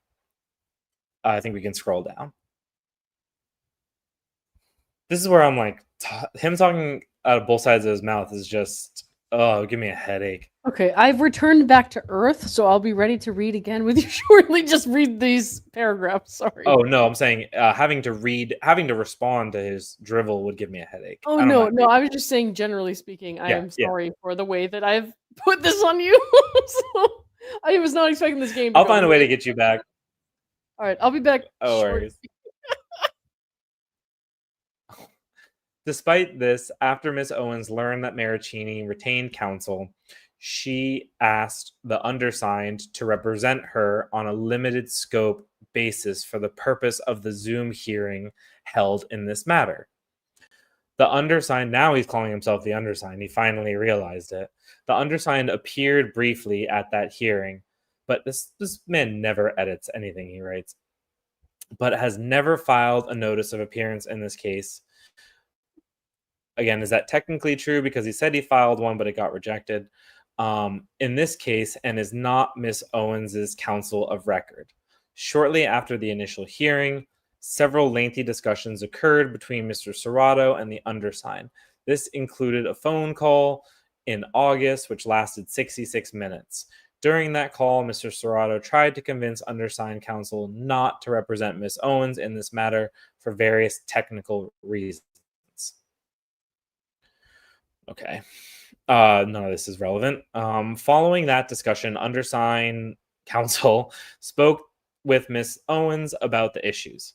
During that conversation, a decision was made that undersigned counsel would not continue to represent Miss Owens in this case. What, bro? You just said you were only representing her for a limited scope purpose. So why are you having a conversation about further representation? And why is it continuing if the scope of the work ended? It's done. So you're making a lot of not sense. I'm just going to pause and check the chat, see if there's any questions. Bruce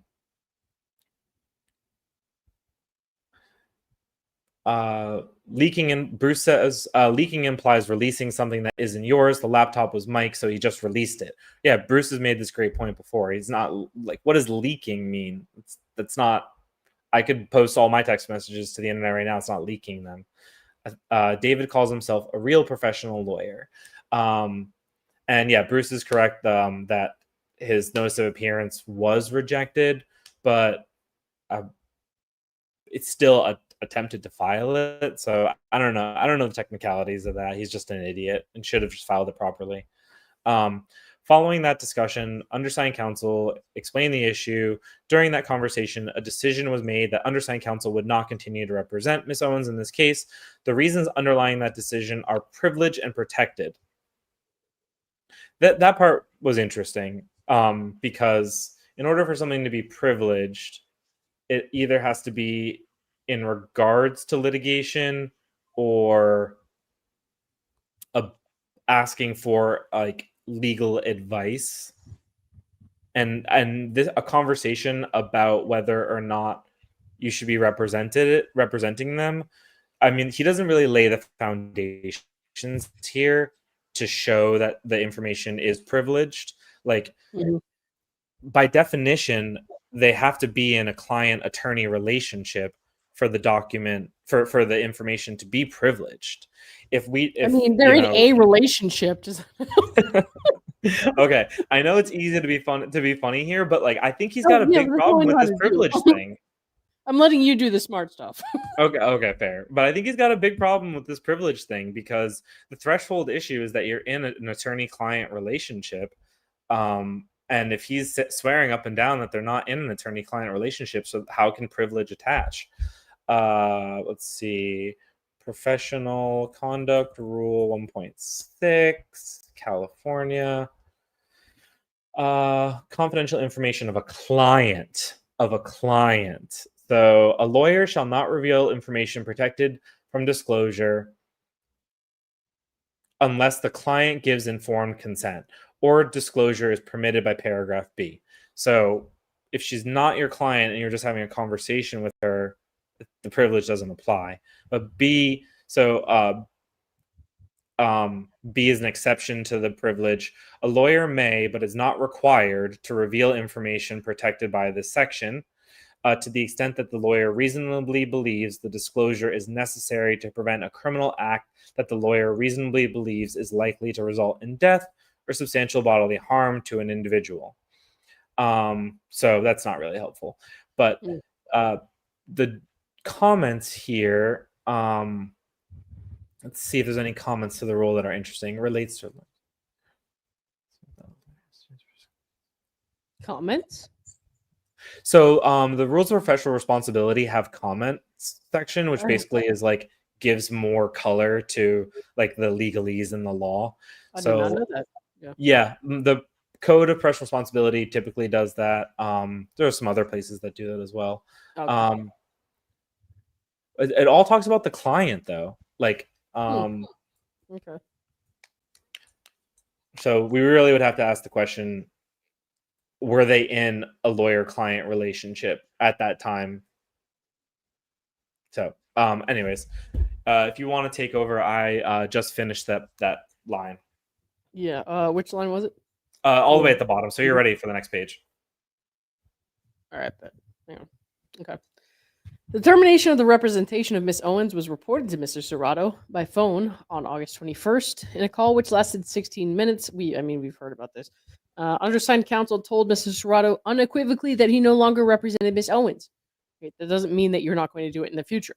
But let's see. David, do you mind sending a quick email verifying in writing you're not going to represent Laura? And then David says, Omar, as we discussed, I no longer represent Laura in the Maricini DVRO matter. It doesn't say I'm not going to pop back in. So he says here, yes, this confirms what we discussed on the phone today. I am not going to represent Laura any further in the Maricini matter in San Francisco. But what the email actually says is, as we discussed on the phone yesterday, I no longer represent Laura in the Maricini DVRO matter. That doesn't say I will not represent Laura at any future time. It doesn't say exactly what he says it is. I no longer represent Laura in the Maricini DVRO matter. That doesn't say exactly what he's outlining here. It's somewhat ambiguous enough for him to try to insert himself later on. Okay, Mr. Serrato responded to the second message, confirming he received it. Thanks, David. Okay, cool. Right.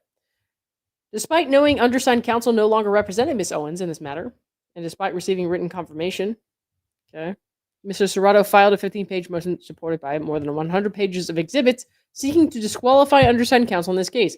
Well, as they should.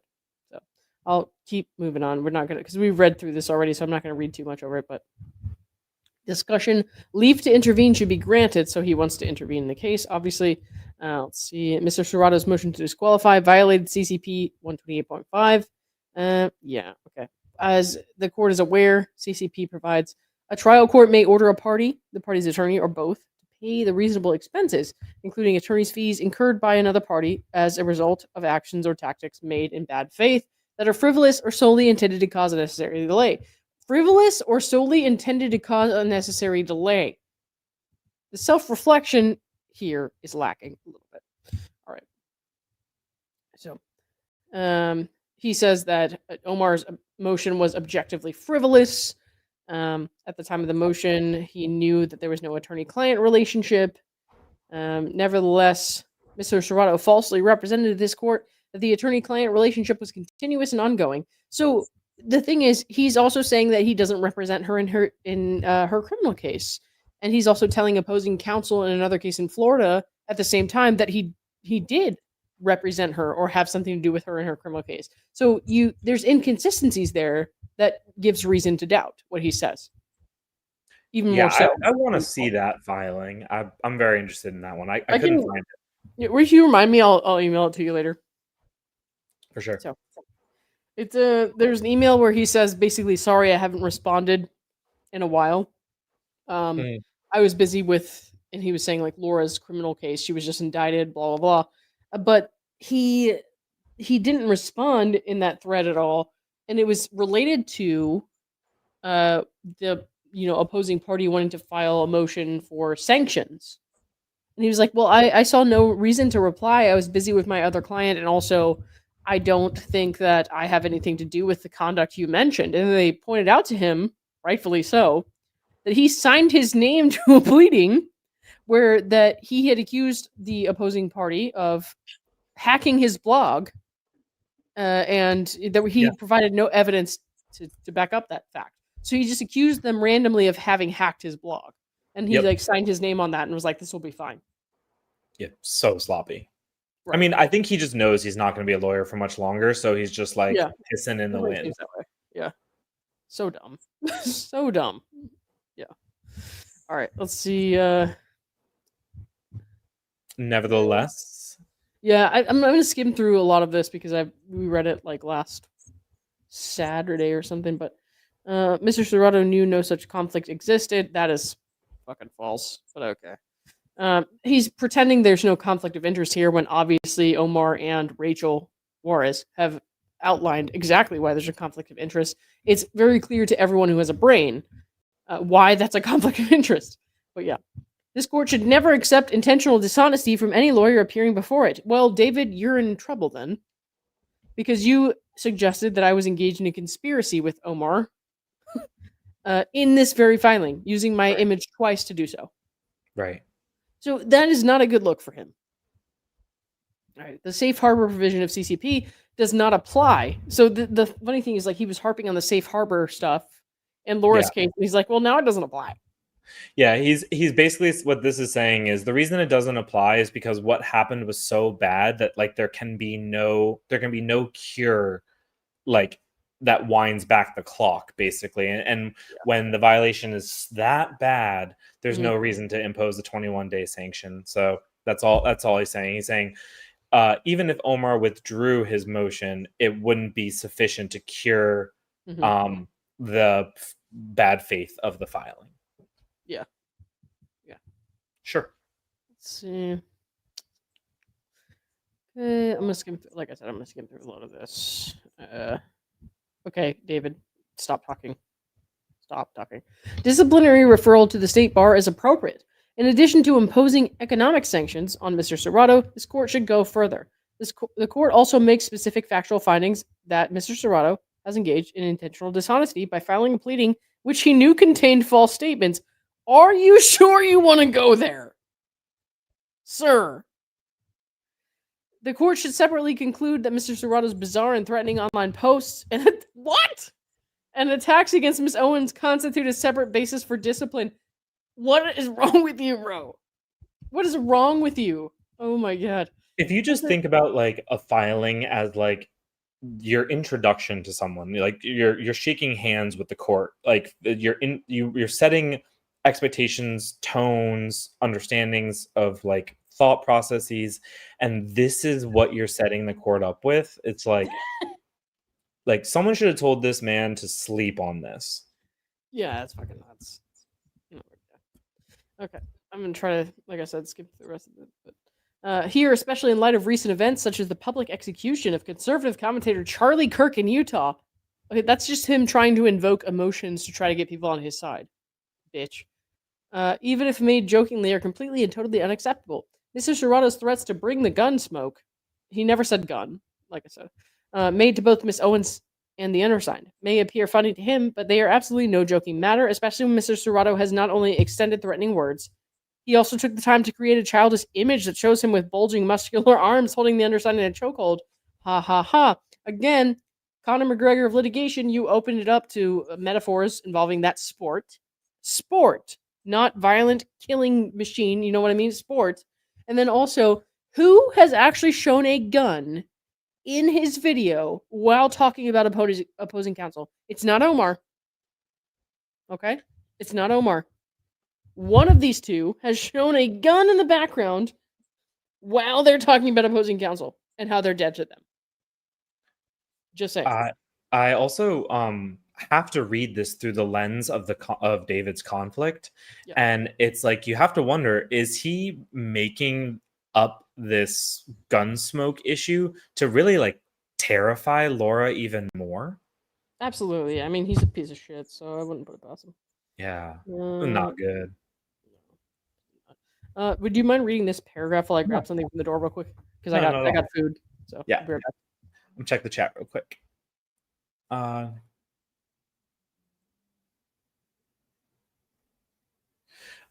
Gemma, we don't even know if there's an investigation at this point, so it's too early to tell, but his conduct so far has not risen anywhere near to the level that it rose to in Arizona, like creating a blog post specifically telling people to beware of a judge, and witness intimidating Mike. We're not at that stage, so I would say as of right now, probably not. I'm not sure about like reciprocity with if he's suspended in Arizona. Does that mean he'd be suspended in California? But yeah, so just to try to answer that, sorry, it's not a great answer. So Mr. Serrato's conduct is not funny. It is illegal. It is unprofessional. And it is wholly inappropriate for any officer of this court under any circumstances. Given the things that he's said and done, I can't believe he would actually write that. Like, and submit that. Like, that is so dumb. Yeah, and I mean, if they're going to actually have a hearing on this, and Omar gets to reply, so we'll see another filing. Maybe we will. It might not hit the docket by the time the hearing happens, but like, David's going to have to answer these questions. And I think it's really annoying that he's going to be allowed to be on Zoom for this, but Not because I think he would do anything nefarious, but just because like you should have to feel that discomfort that is being in a room with someone that you have said really horrible things about. Right. Yeah. Even worse, this appears to reflect a pattern of misconduct, as this is not the first time Mr. Serrato has been accused of lying to a court. Okay. Discussing allegations that defendant and or her counsel have made intentionally false statements in support of their motion. I believe that he, in his declaration, said that he has never actually been found to have made false statements in a court. So anybody can make accusations that you lied, right? That doesn't make it true. And so David, as I said to Bruce before, should be very careful making that allegation as a fact when it was just an accusation, given David's past of apparently, allegedly, abusing a teenage girl when he was a grown man, but not being found guilty of that. So, David, what is the standard you want to apply here? Let's be consistent. Right. And my point, I put it on Reddit, was that he also was found not credible, actually found not credible, as opposed to Omar, which was just an accusation. But the judge found him not credible on material facts. So, like you said, double standards. Right. Right. It's insane. And Omar, I know Omar, and I will say this. He would never hurt anybody, no matter what they did.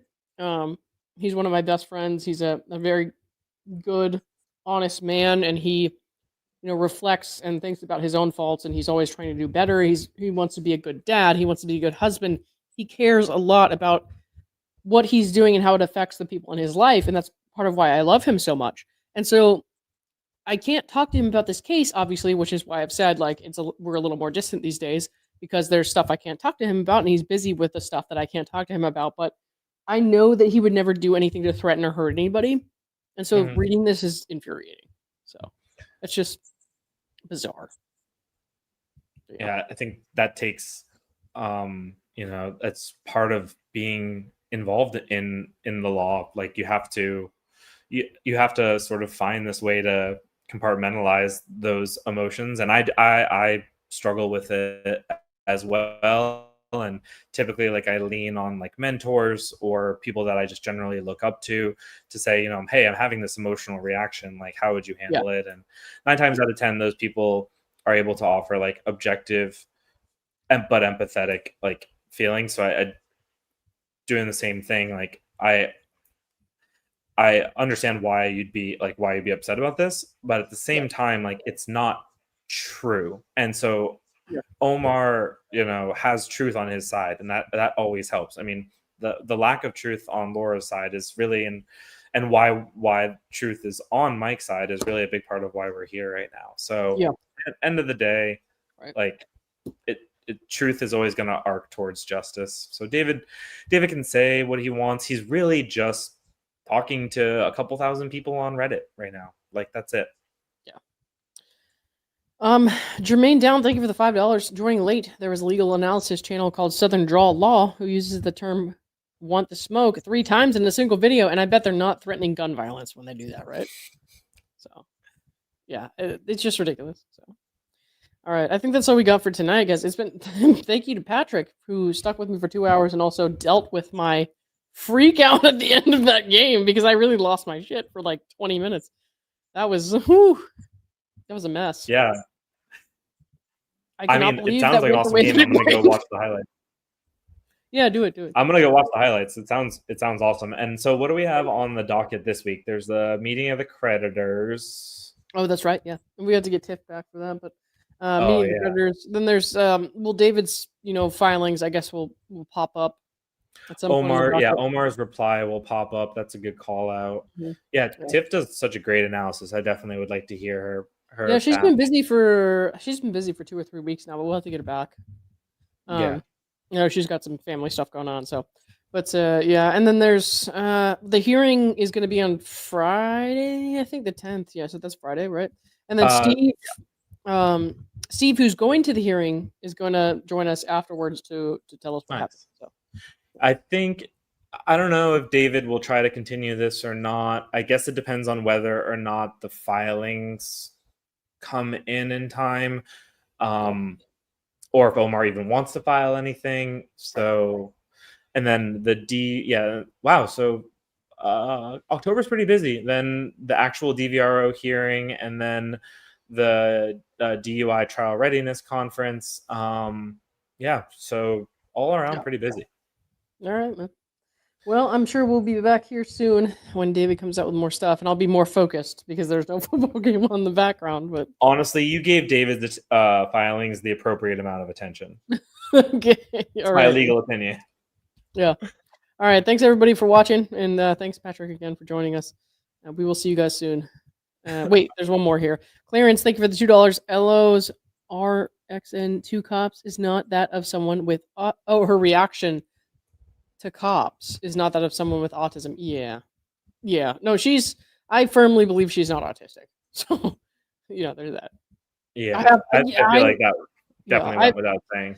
I'm late in life diagnosed with autism, very late in life, about the same age she was, just a couple years later, younger, and I do not believe that she has autism. So, yeah. All right. Thanks, everybody. We'll see you all soon. Bye. Bye, guys.